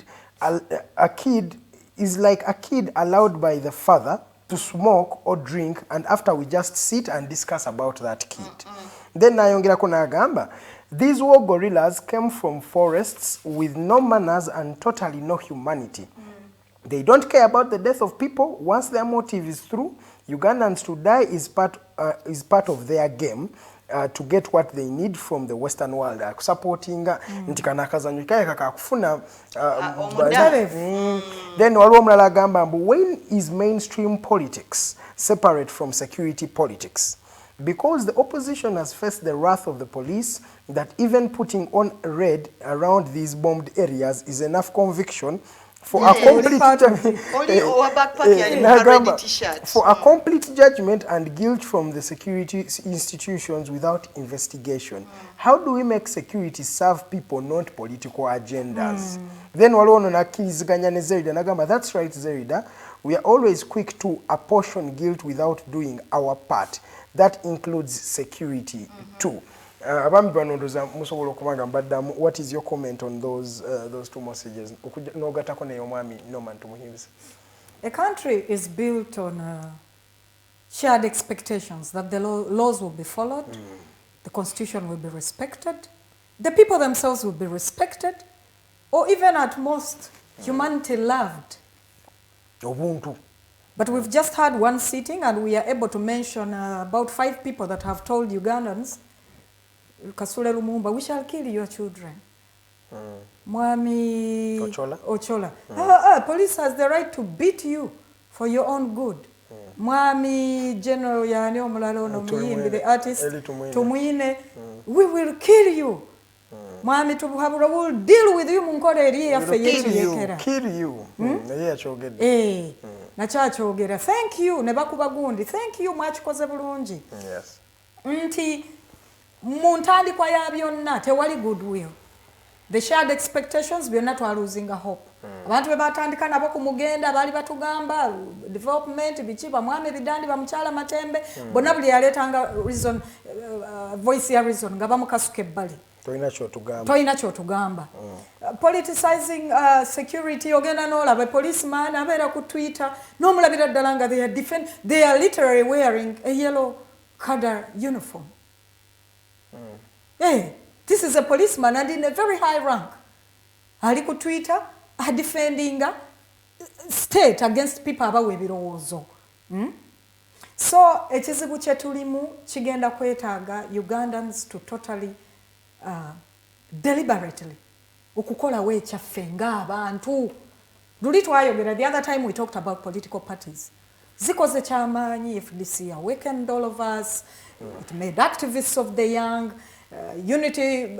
National Unity Platform evuddeyo nayo esitudde abavubuka. But my worry is the National Unity Platform is going to be used knowingly or unknowingly okwongera okunyweza kino ekyabano. Why? Bano bakola beggar economy. Nti gundi bwabakozewo akabondo kenti nako kasitula abavubuka demanding for their rights. Katugende nga tusikamu. Akabondo kali made up of mostly desperate people. Baba skemu, baba sasule, pay them off, pay them to be silent. If you can't pay them off, eliminate them. You look at people that constitute the movements zetulina okatezagala okukyusa embeera. Abamu bali mu diaspora, bali ebulaya, baliwa. They have even the liberty to stand and demonstrate. But where they're demonstrating from, abantu ababeyo, abazungu, Europe did not just get that. It didn't fall from heaven like manna. So even they are not demonstrating. They sacrificed. That is the truth. Streets za America abasajja bafa abasajja bayiwa emisaayi. Okubagamba American Civil War eyagwa mu 1860 abantu abafiira mu America yigirawo negamba it is now a country before self. Because balaba for them they die, but the country remains. Actually, the biggest problem we are having right now is that Uganda has a certain curtail, I'll call it a curtail. Lowooza nti yaleta emirembe. And Norman hinted on it, entitlement. Bali bagamba fa bakikola. That's why you see their language is the same. It doesn't differ. Kakati tulina n'abana Uganda abagamba batuwa. Ne tuba n'abana Uganda ngafa abali discontented with the status quo. Kitegeera.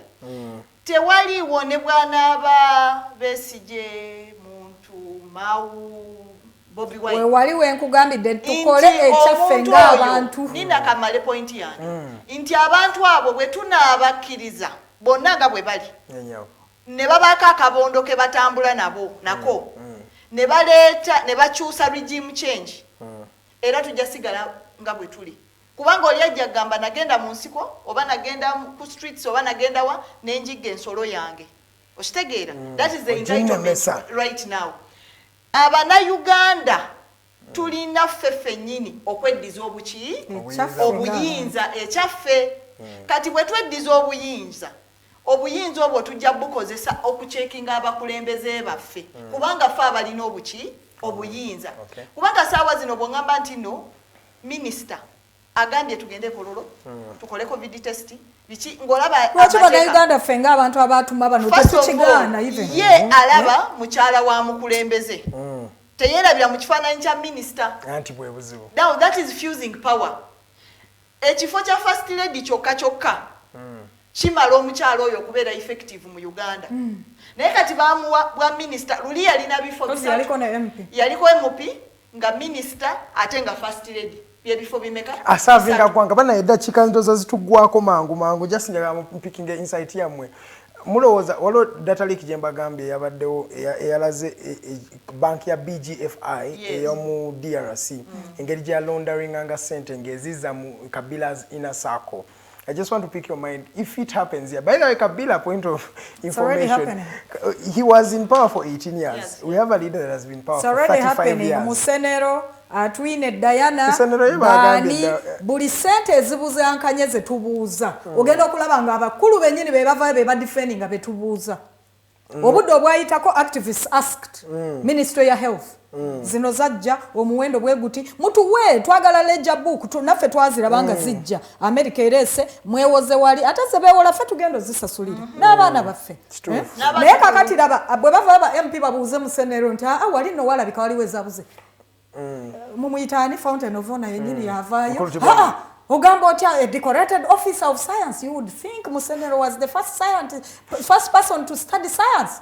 Our sons are in school of medicine. Zeridah, what do you think if this data leak happened here in this country? What would happen? Abannayuganda mujja kufa. Tujja kulaba. Mujja kutuka shock. Kubanga because already nchakubulireko. Channels waliyo proxy ownership. Yes. Nti nina alina ekintu kye naye Zeridah yakikola ki yakimanage yakitambuza kyekiriwo wa kyekiri kyenagambye Musenero Diana be bali mu kutwala sente to the recipient saawa zino olaba ekigenda mu maaso oyinza okulowooza Sebuliba yakulira akedi eno yeyagikola ki naye bwe tukola audit oyinza okwesanga nga Kampala yonna erimu abalandiroodi nga basatu ojja nga bonna be bakikati have you ever wondered why abantu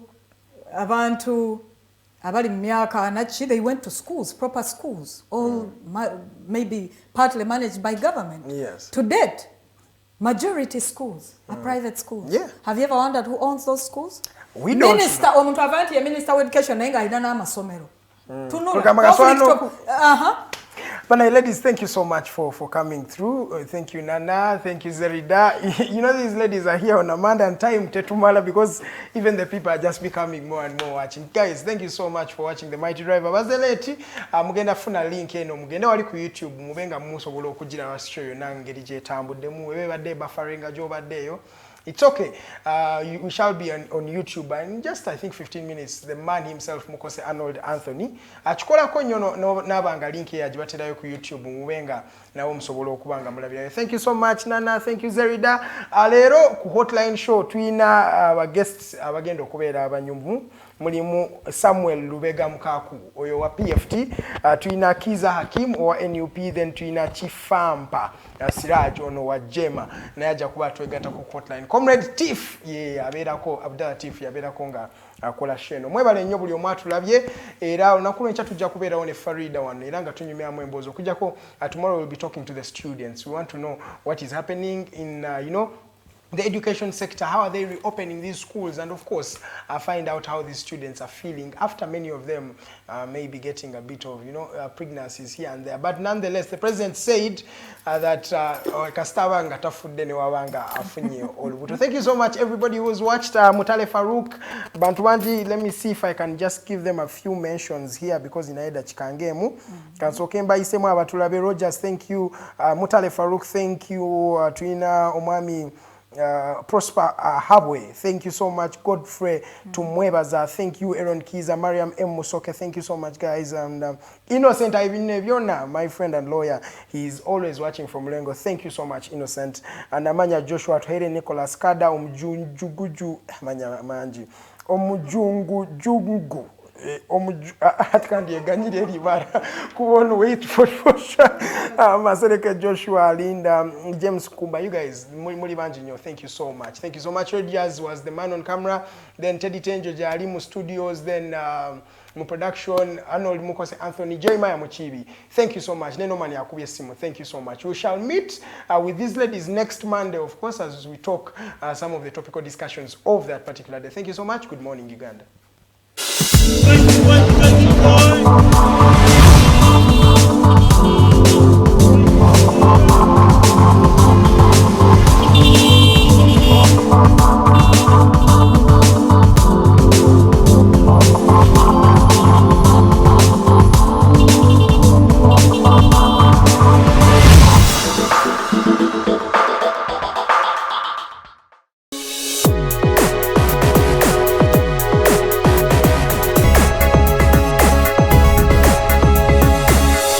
Alternative Dig Talk.